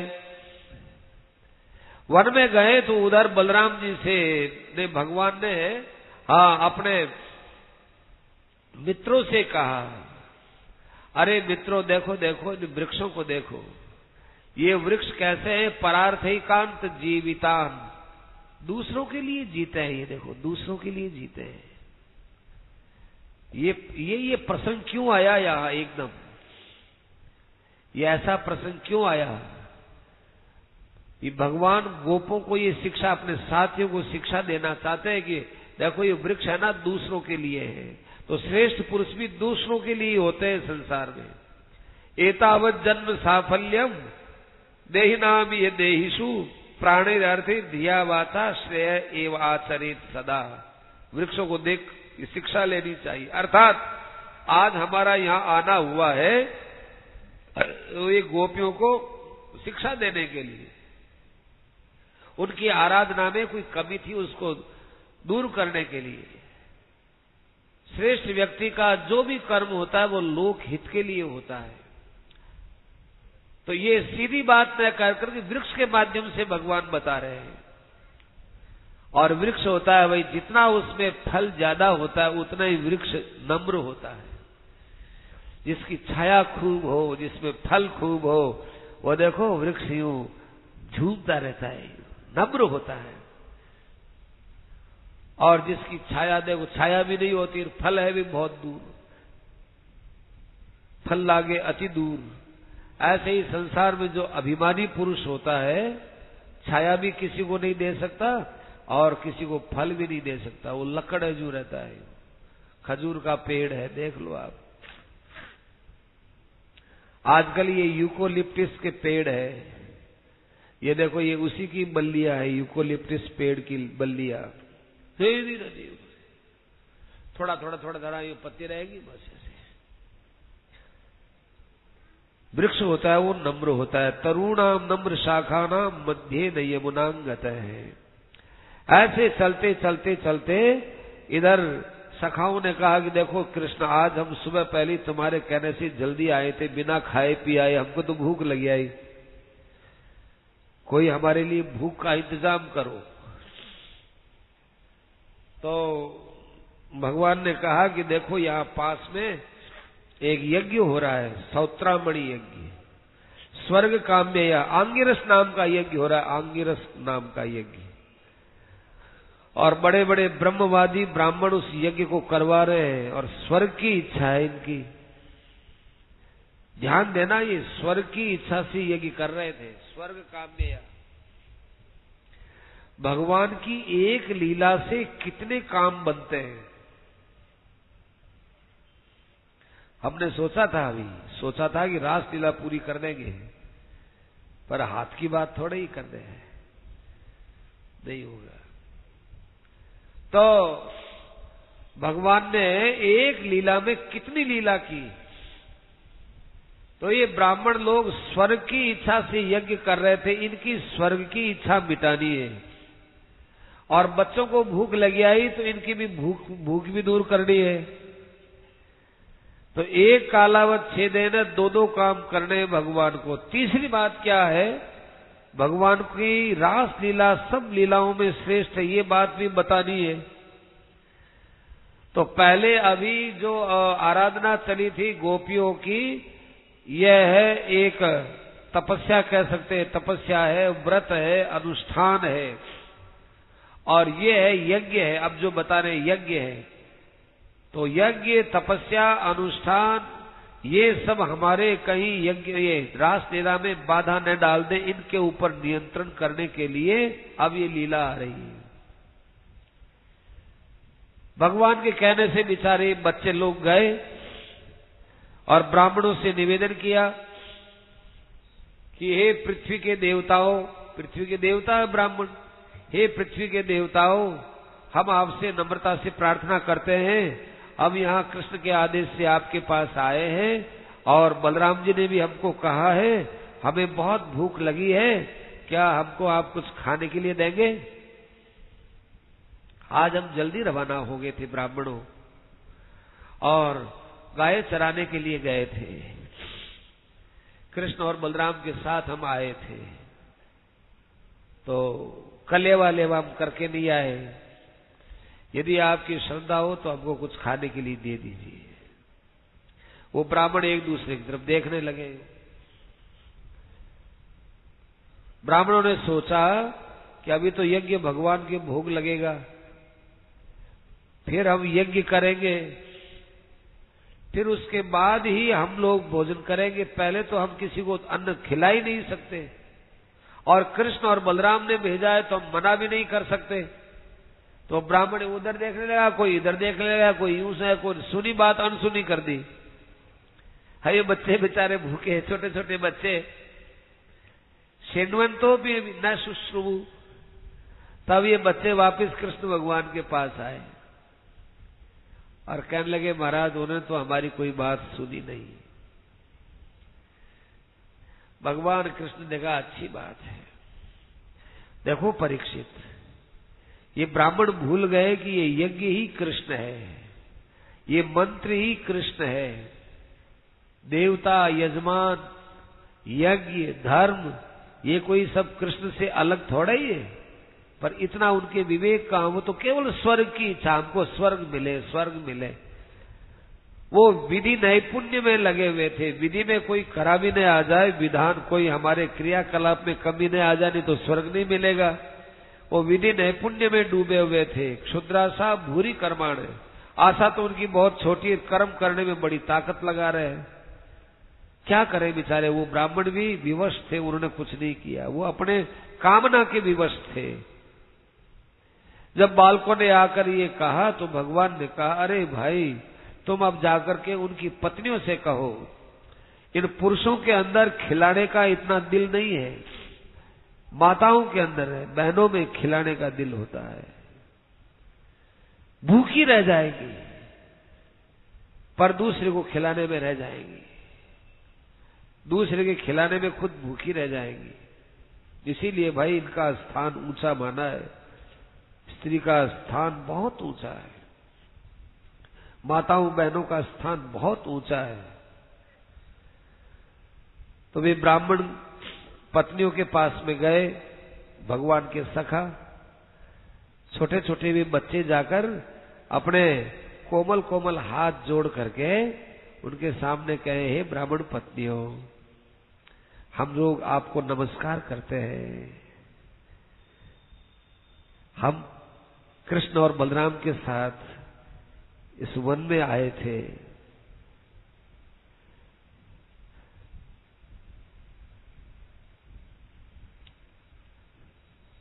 सुबह कलेवा करके नहीं आए, हमको भूख लगी आई,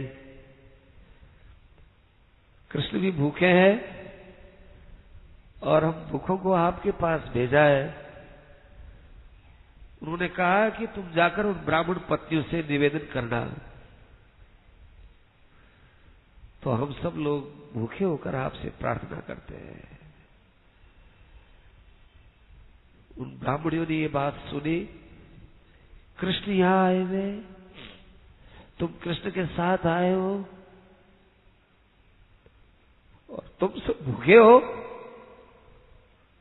ब्राह्मणियों को कुछ दिखाई नहीं दिया, उसी समय में वे बहुत सा खाद्य पदार्थ लेकर आए, उन सब बच्चों को भोजन कराया और अपने थाल में कई प्रकार के भोजन, चतुर्विधम बहुगुणम, ऐसा बहुत अच्छा खाद्य लेकर के, भोजन पदार्थ लेकर के वे ऐसी दौड़ी दौड़ी जा रही थी, ऐसी जा रही थी जैसे कलकल करती हुई नदियां समुद्र की ओर जाती हो, ऐसे भी कृष्ण की ओर। देखो अभिशस्त्रु का है, अभिसरण कर रही थी। अभिसरण करने का अर्थ है कि सीधा उनके पास ही जाना, न इधर जाना न उधर जाना, न बोलना न चलना, सीधा उनके पास में गई। पतियों ने मना किया उनको, कहां जा रही हो, अभी तो यज्ञ में बैठना है, बस अब थोड़ा सा समय है। नहीं, हम जा रही है। निषिध्यमाना पति भी, भ्रातृ भी, बंधु भी, सुतई, बच्चों ने मना किया, भाइयों ने मना किया, सगे संबंधियों ने मना किया, लेकिन दीर्घ श्रुत दिशाशया, भगवान श्री कृष्ण के विषय में बहुत दिनों से सुन रखा था, ध्यान से सुनना, सुन रखा था, वो आज सुनने के परिणति का फल आया है, सुनने के फल का ही अवसर आया है। अरे हमने इतने दिन तक कृष्ण के विषय में सुना, वो कृष्ण पास में ही है। अब चाहे पति मना करो, चाहे पुत्र मना करो, चाहे भाई मना करो, वो तो कृष्ण की तरफ रवाना ही हो गई। ये देखो दीर्घ श्रुत धृताशया, ये शब्द बहुत बड़ा जान देने वाला शब्द है। ये लोग कहते हैं तुम्हारे सत्संग से क्या फर्क पड़ा। अरे फर्क कोई 2 हाथ की जगह 4 हाथ तो आने से रहे, 1 सिर की जगह कोई 2 सिर आने से रहे, 2 आंख की जगह कोई 4 आंख आने से रहे। तुम काहे में फर्क देखते हो? फर्क तो भाई भाव में ही होता है। तो दीर्घ श्रुत धृताशया, ये खास बात थी। बहुत दिनों से सुन रखा था कृष्ण के विषय में, उन्होंने अपना अंतःकरण कृष्ण को दे रखा था, पर मौका नहीं मिला। उसका मौका अब आज मिला। यमुना नदी के किनारे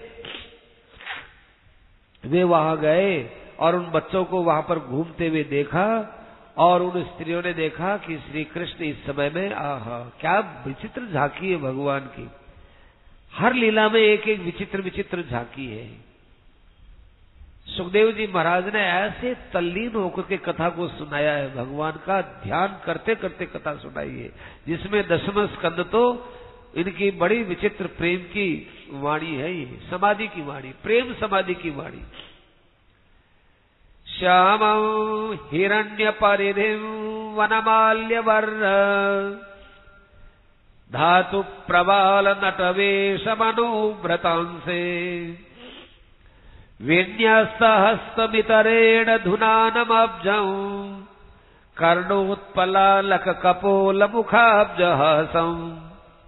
एक साथी के कंधे पर उन्होंने हाथ रख रखा है, और दूसरे हाथ से वे कमल का फूल उछाल रहे हैं। और वे ब्राह्मणियां देखती है, ज्यों ज्यों हम उनके पास आते हैं त्यों त्यों उनका मुख एकदम खिलता चला जा रहा है, मुस्कुरा रहे वो। कानों के आभूषणों की आभा कपोलों पर पड़ती है, और उन कपोलों पर मुस्कुराहट की आभा पड़ती है। कैसा सुंदर उनका मुखमंडल होगा। वो देख करके एकदम देखा कि भाई ये मुखमंडल कोई बार बार तो हमको देखने को मिलेगा नहीं। देखा और अपने हृदय में रख लिया, उस छवि को हृदय में रख लिया बहुत प्रेम से। और बार बार वो रखा तो उनके मन का संताप वैसे ही दूर हो गया जैसे एक संत के मिलने से लोगों का संताप दूर होता है। प्राज्ञम यथा विमतयो विजहुर नरेंद्र, यहां पर 2 अर्थ होते हैं प्राज्ञ के। एक तो प्राज्ञ है कि जीव जिस समय अपने स्वरूप में स्थित होता है, उस समय में जैसे अहम वृत्ति है, बुद्धि वृत्ति है, मनोवृत्ति है, इंद्रिया वृत्ति है, या उसमें एकदम लीन हो जाती है गहरी नींद में। गहरी नींद में जिस प्रकार से अहम वृत्ति लीन हो जाती है, ऐसे ही भगवान के उस स्वरूप के अंदर वे ब्राह्मणियां लीन हो गई। प्राज्ञम यथा विमतयो विजहुर नरेंद्र। दूसरा यह है प्राज्ञ माने प्रकृष्ट ज्ञानवान, प्रज्ञ एव प्राज्ञ है। प्राज्ञ का अर्थ प्रअज्ञ नहीं है, प्रअज्ञ तो माने महामूर्ख, अज्ञ माने मूर्ख और प्रअज्ञ माने महामूर्ख, वो नहीं है। यहां स्वार्थ में अण प्रत्यय हुआ, स्वार्थ अपने ही अर्थ में। प्रज्ञ एव प्राज्ञ है, जैसे अश्व एव अश्वक है। जैसे प्राज्ञ को पा करके और दूसरे जितने अभिमान करने वाले पुरुष हैं वो उन प्राज्ञ पुरुष को देख करके जैसे अपना अभिमान छोड़ देते हैं, प्राज्ञम यथा विमतय, ऐसे ही वो बिचारी ब्राह्मणियां जाकर भगवान के अंदर लीन हो गई। वे भगवान के पास में आई, कुछ नहीं बोली। बोले कौन? उनकी वृत्तियां तो लीन हो गई, तो भगवान बोले हो। बोलना तो उनको चाहिए था कि हे प्रभु, आज आपके जन्म जन्मांतरों के बाद न जाने कितने कर्म कर्मांतरों का प्रत्यवाय दूर हुआ, तो आज आपके दर्शन हुए हैं हमको। बोलना तो उनको चाहिए था तो वो तो कुछ नहीं बोली। बोले कैसे वो? वाणी तो भगवान के अंदर लीन हो गई। सोचे भी कैसे कि सोच करने वाली बुद्धि वृत्ति उनमें लीन हो गई। क्या बोले वो? तो भगवान बोले,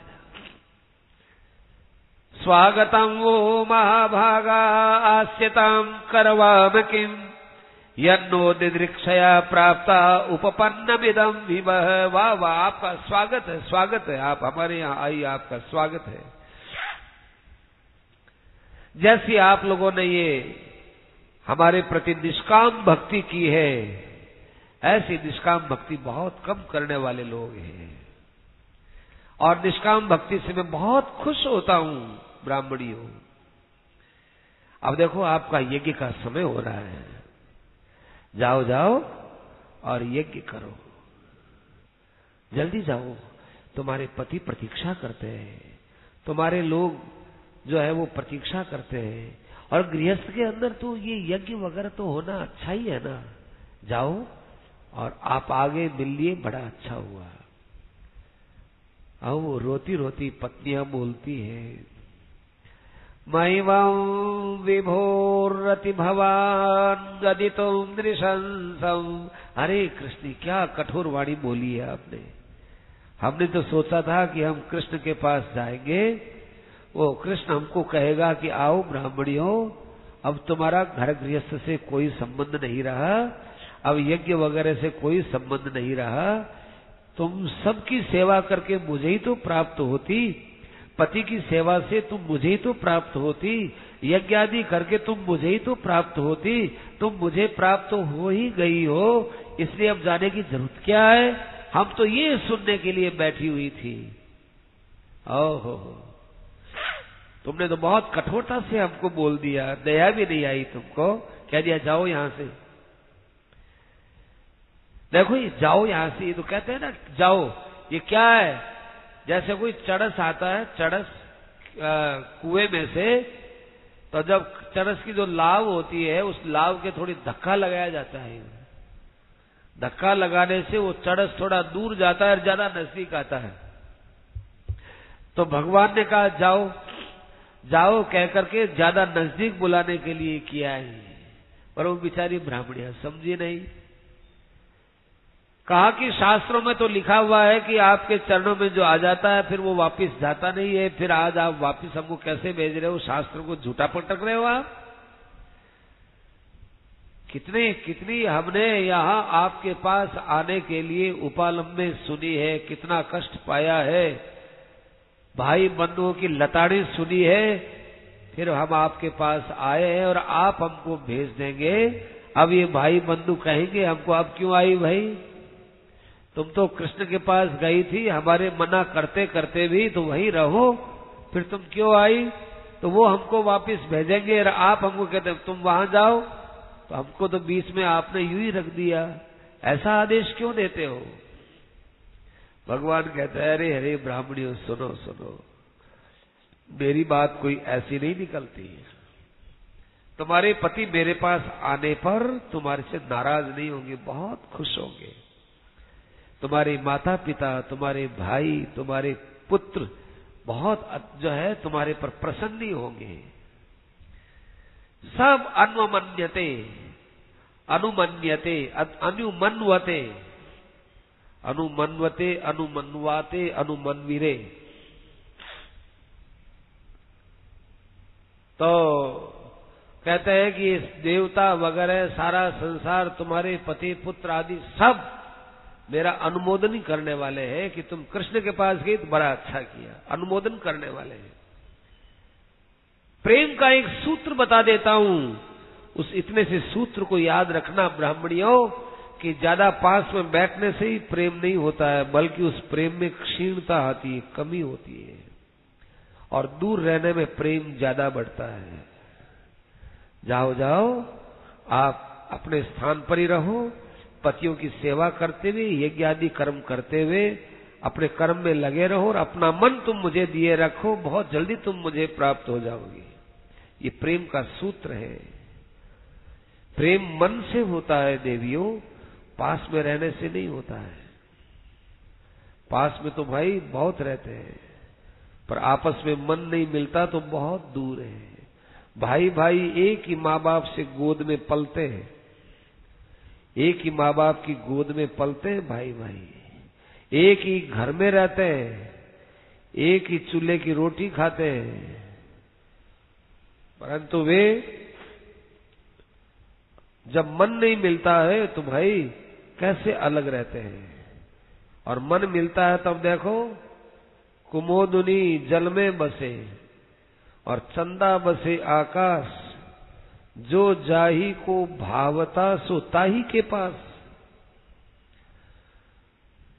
चंद्रमा के उदित होते ही जो है कुमुदनी खिल जाती है, और जब चंद्रमा अस्त होता है तो कुमुदनी बंद हो जाती है। तो कहां जल में रहने वाले, कहां आकाश में रहने वाला है चंद्रमा, पर दोनों का प्रेम है। इसलिए ज्यादा पास में रहने से प्रेम हो जरूरी नहीं होता। तुम जाओ। अब वे ब्राह्मणियां आ तो गई वापिस, लेकिन उनको तो भगवान की छवि याद आए, भगवान की वो बातें याद आए, प्रेम भरी बातें, आंख बंद किए हुए हैं। ब्राह्मण बोलता है, अरे भाई अपने हाथ में आप लोग ये रखो, वो मंत्र बोलने वाले उनको तो पता ही नहीं है, उनके अंदर दूसरा ही मंत्र चल रहा है, उनका तो एक दूसरा ही यज्ञ हो रहा है। ये यज्ञ मामूली नहीं है ब्राह्मणियों का। ब्राह्मण तो जो क्रिया प्रधान यज्ञ में उलझे हुए, और हमारी ब्राह्मणियां इस भगवत प्रेम यज्ञ के अंदर उलझी हुई है। जब स्त्रियों की ये दशा देखी, ऐसा अलौकिक कृष्ण में प्रेम देखा, तो उनके पतियों ने, ब्राह्मणों ने विचार किया कि हमारे जीवन को धिक्कार है, क्योंकि जिन हमने बहुत विद्या पढ़ी, बहुत शास्त्र पढ़े, इन्होंने कोई पढ़ाई नहीं की। अरे पढ़ाई तो वही है जो भगवान से प्रेम करा देने वाली हो। एक भगवान की पढ़ाई पढ़ ली जाए, दूसरी पढ़ाई से कोई मतलब नहीं है। जगत गुरु भगवान के अंदर स्त्री होते हुए इनका कैसा विचित्र प्रेम है। इन्होंने कोई जनेऊ धारण नहीं की, कोई गुरुकुल में निवास नहीं किया, कोई उन्होंने आत्मा अनात्मा का विवेचन भी नहीं किया, न कोई उन्होंने तपस्या की, न कोई विशेष इन्होंने कोई क्रियाएं की। केवल भोजन बनाना और घर का काम धंधा करना, इतना ही किया। पर योगेश्वरों के ईश्वर भगवान के अंदर ऐसी दृढ़ भक्ति हो गई इनकी, कैसी विचित्र बात है।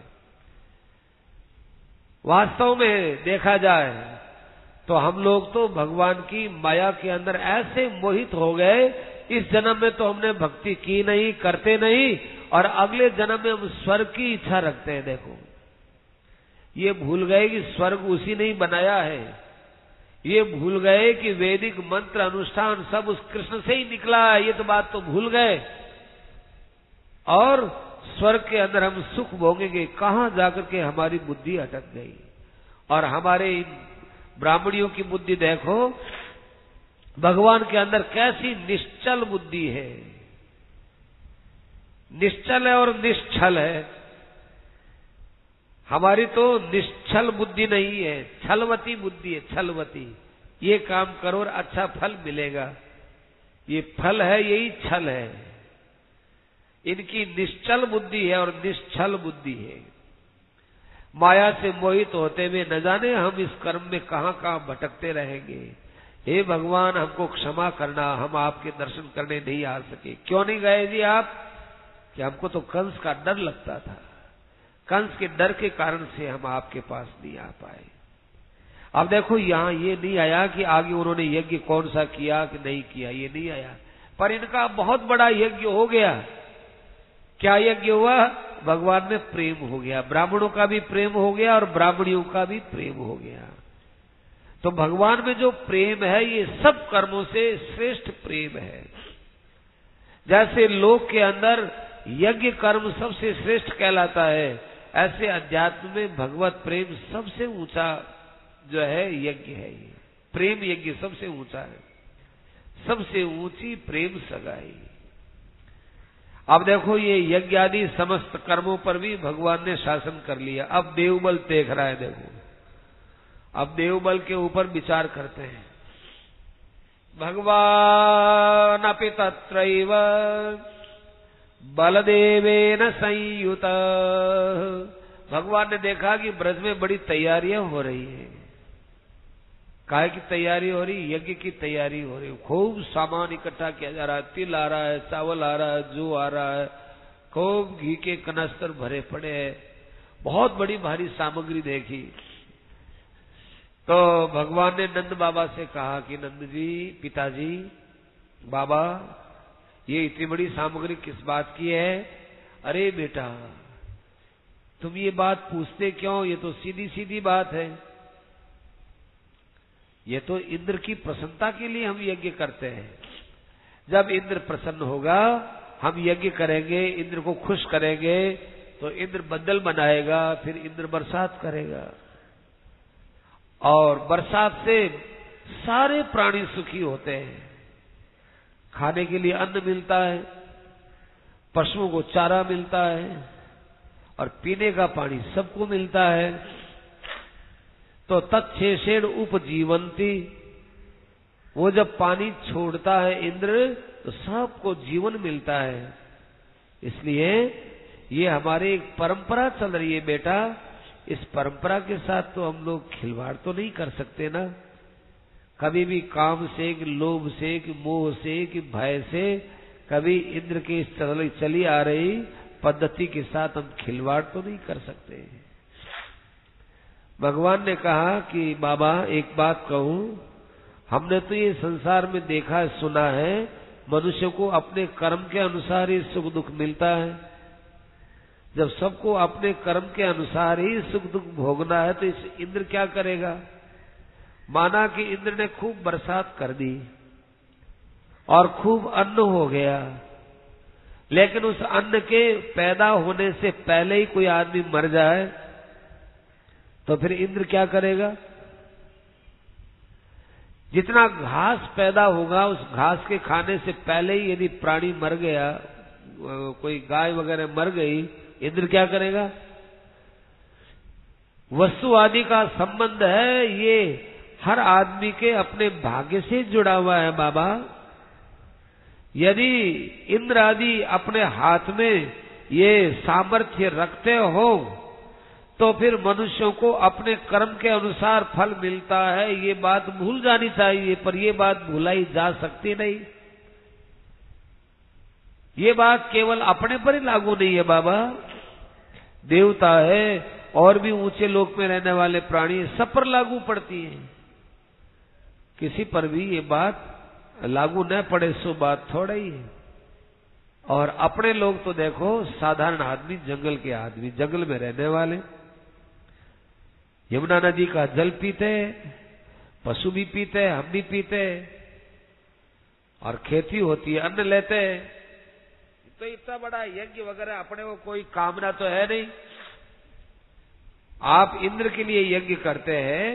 अब देखो, ये यज्ञ तो पहले भी करके आए थे, अभी उस यज्ञ में भक्ति सबसे बड़ी थी। कहते इस यज्ञ को आप कर तो रहे हो, पर इस यज्ञ से लाभ कुछ नहीं हो रहा है। बढ़िया तो यह है कि आप इस गोवर्धन पर्वत के लिए यज्ञ करो, और गोवर्धन पर्वत के लिए सब सामग्री दो, क्योंकि पर्वत के ऊपर वृक्ष होता है, और वृक्ष होता है वो अपने अंदर ऐसे तत्व है वृक्ष के अंदर, वो जो है बदल के पानी को खींचता है। जहां ज्यादा हरियाली होती है वहां पर पानी होता ही है, और पर्वत के ऊपर हरियाली होगी तो जल्दी बरसात करवा लेगी। इसलिए आप गोवर्धन पर्वत को सिंचित कीजिए, उसको यज्ञ से प्रभावित कीजिए। ठीक है बेटा, तू क्या वो ही सही। अब गोवर्धन पर्वत के ऊपर गए सब लोग। गोवर्धन पर्वत के वहां पर घी है, तेल है, चावल है, जौ है, ये डालने लगे। भगवान ने देखा कि यहाँ इनको कुछ, ये तो बेचारे सीधे साधे आदमी है ब्रजवासी, इन ब्रजवासियों को कोई न कोई ऐसी लीला बता देवे ताकि इनका विश्वास हो जाए गोवर्धन पर्वत पर।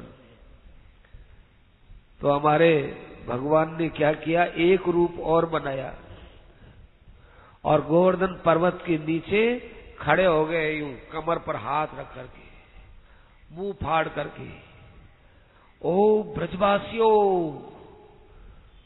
तुमको कृष्ण ने जो मेरे यज्ञ के लिए कहा है, ये बात बहुत सार की है।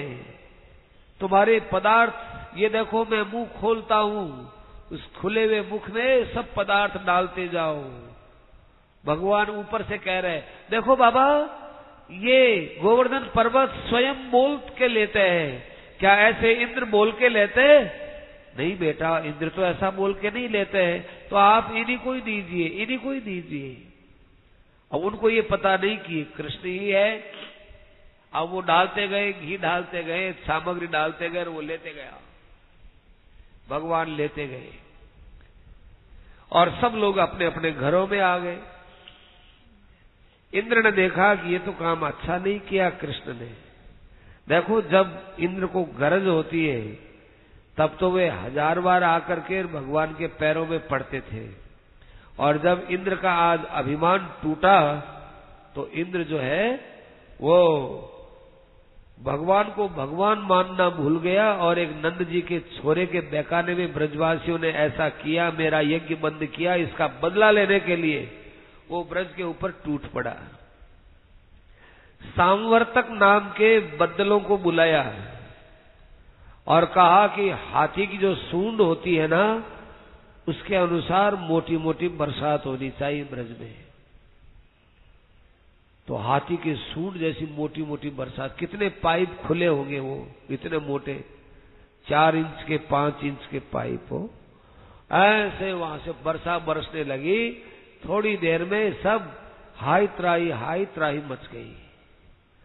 लोग दौड़े, अरे कृष्ण देखो, इंद्र कुपित हो गया, इंद्र कुपित हो गया, बचाओ बचाओ, बिना ऋतु के इतनी बरसात आ गई, देखो हमारे, अरे तुम पशु ले आओ, आ जाओ मेरे पास, आ जाओ।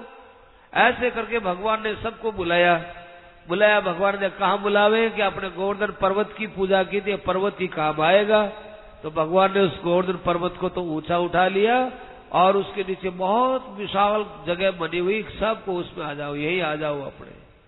तो सब खाने पीने का सामान लेकर के पर्वत के नीचे आ गए, और वहीं पर बस पूरी परोठी बनाने लगे सब, और बड़े प्रेम से सब खाने लगे, रहने लगे।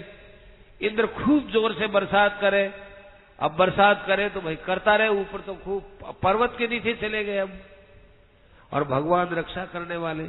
1 दिन बरसात, 2 दिन बरसात, 3 दिन बरसात, 7 दिन तक ये बरसात होती रही। भागवतकार 7 दिन का बड़ा संबंध है, क्योंकि 7 दिन के बाद तो सब अवधि समाप्त हो जाती है। 7 दिन तक ये जो है बरसात चली, 7 दिन तक की कथा चली, 7 दिन तक की बरसात चली, 7 दिन का बड़ा संबंध है इसमें। तो 7 दिन तक ये चलते चलते खूब पानी हो गया, और भगवान बड़े खुश हो गए इंद्र से। अब देखो, अब क्या हुआ कि इंद्र ने देखा कि अरे हमारी टंकी खाली हो जाएगी। इतने 7 दिन तक इतना पानी मेरा व्यर्थ हो गया, कुछ भी काम नहीं आया, तो भाई बड़ी मुश्किल हो जाएगी। तो 1 महीने भी नहीं करेगा, और 1 महीने वो 7 वर्ष तक भी नहीं, ऐसे ही रहेगा ये तो इंद्र अपना आप ही चुप हो गया। जब इंद्र अपने आप ही चुप हो गया तो और देवताओं ने कहा आज इसकी खबर अच्छी ली है भगवान ने। तो और देवताओं ने बड़े उत्साह के साथ दुंदुभियां बजाई। अपने भी बजाओ, अपने भी बजाओ आज, क्यों देवता खुश हो गए, भगवान खुश हो गए, खूब बढ़िया दुंदुभी बजी, और सब जो है ब्रजवासी खुश हो गए।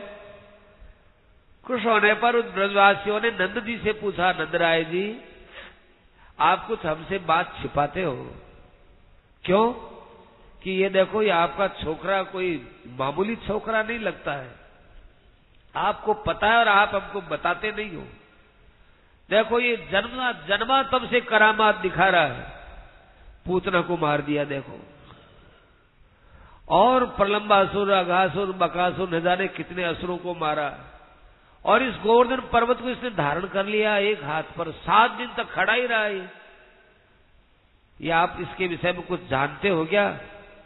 नंदी कहा भैया जैसे आप हो वैसे मैं कुछ नहीं जानता हूं। एक बार गर्गाचार्य जी ने मुझे जरूर बताया था, जब इसका हमने नामकरण करवाया तो गर्गाचार्य जी ने कहा था कि इसकी जन्म कुंडली और नारायण की जन्म कुंडली के ग्रह नक्षत्र सब मिलते हैं, और ये कहा था कि इसके सहारे से तुम अनेक विघ्नों को पार कर जाओगे, ये कहा था उन्होंने। और ज्यादा हमको कुछ पता नहीं है। इतने में ही भगवान के पास में जो है इंद्र और ये कामधेनु दोनों वहां एक साथ पहुंचे। इंद्र आ गया वहां और कामधेनु भी आई। इंद्र आकर के भगवान के चरणों में पड़ गया कि महाराज बड़ी भारी गलती हो गई मेरे से। देखो गलती हो जाए कोई बड़ी बात नहीं है, हो जाए गलती, पर कम से कम गलती को गलती मान करके क्षमा याचना पूर्वक उस गलती को जो है समाप्त तो करना चाहिए। इंद्र से गलती हुई, भगवान को बुरा नहीं लगा, गलती हो गई। जब इंद्र ने आकर ये कहा कि महाराज मैं आपसे क्षमा चाहता हूं, आपका अवतार जो ये हुआ है ये तो महाराज हमारे जैसों के कान पकड़ने के लिए हुआ है। आप हमारे पिता हो, आप हमारे गुरु हो, पिता गुरु स्वम जगताम अधीश है, आप जगत के स्वामी हो, आपको खूब अधिकार है कि हमारे जैसों का कान आप पकड़ो। और मैं तो महाराज खूब अभिमान में फूल गया था, हमारे जैसे अभिमानियों का अभिमान आप दूर करो। आपने हमको त्रिलोकी का राजा बना दिया और हम ऐसे अंधे हो गए महाराज। गलती तो हो गई, समझे तो हम थे नहीं, अब हो गई सो हो गई महाराज। क्षंतुम प्रभो था रसि मूढ़ चेतस है। देखो इंद्र ने बहुत अच्छी बात की, आप हमें क्षमा कर देना। यदि हम लोग गलती नहीं करेंगे तो दुनिया को क्या पता चलेगा कि भगवान क्षमा करने वाले हैं। बच्चा यदि चाहे जहां मलमूत्र नहीं करेगा मां की गोद में इधर, तो मां का गौरव का क्या पता चलेगा। मां की मातृता इसी में ही है कि बच्चे के अपराध को सहन करती है, तो मां मां कहलाती है।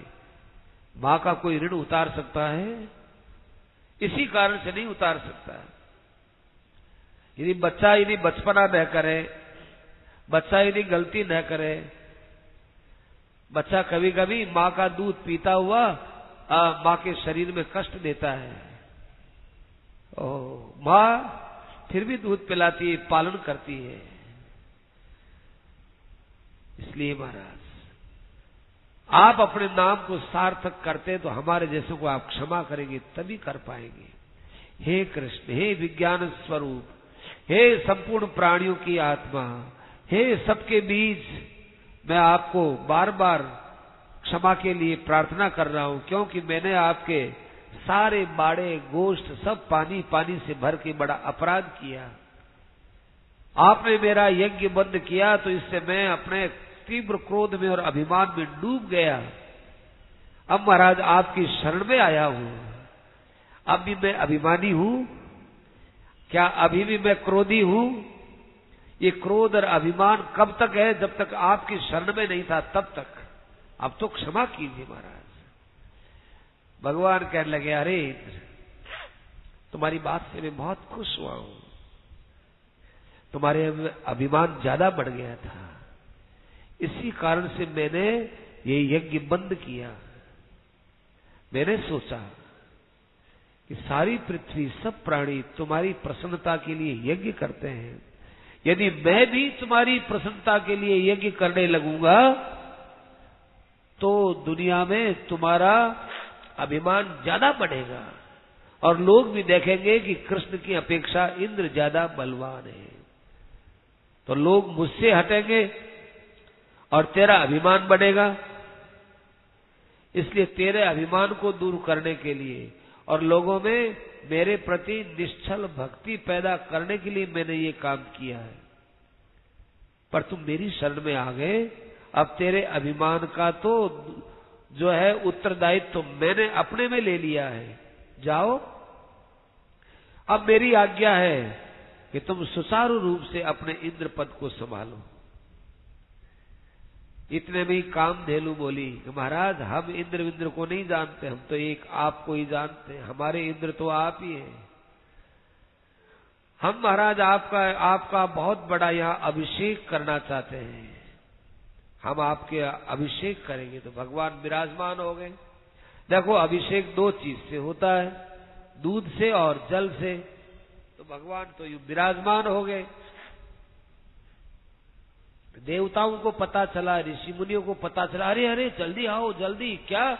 अरे कृष्ण का अभिषेक हो रहा है। अभिषेक सब वहां आ गए, ऋषि मुनि, देवता, गंधर्व, विद्याधर, सिद्ध, चारण, तुम्बुरुन, नारद आदि सब आ गए। भगवान तो विराजमान है। देखो भाई, अब मध्यम विश्राम तो होगा ही होगा। तो आप लोग इस झांकी को थोड़ा याद रखना कि भगवान विराजमान, चारों तरफ संत महापुरुष विराजमान। वहां जो है कामधेनु तो अपना भगवान के ऊपर दूध डाल रही है और इंद्र अपने ऐरावत हाथी की सूंड में लाया हुआ आकाश गंगा का जल डाल रहा है। और सब लोग वहां पर बड़े आनंद के साथ श्री कृष्ण गोविंद हरे मुरारे, हे नाथ नारायण वासुदेव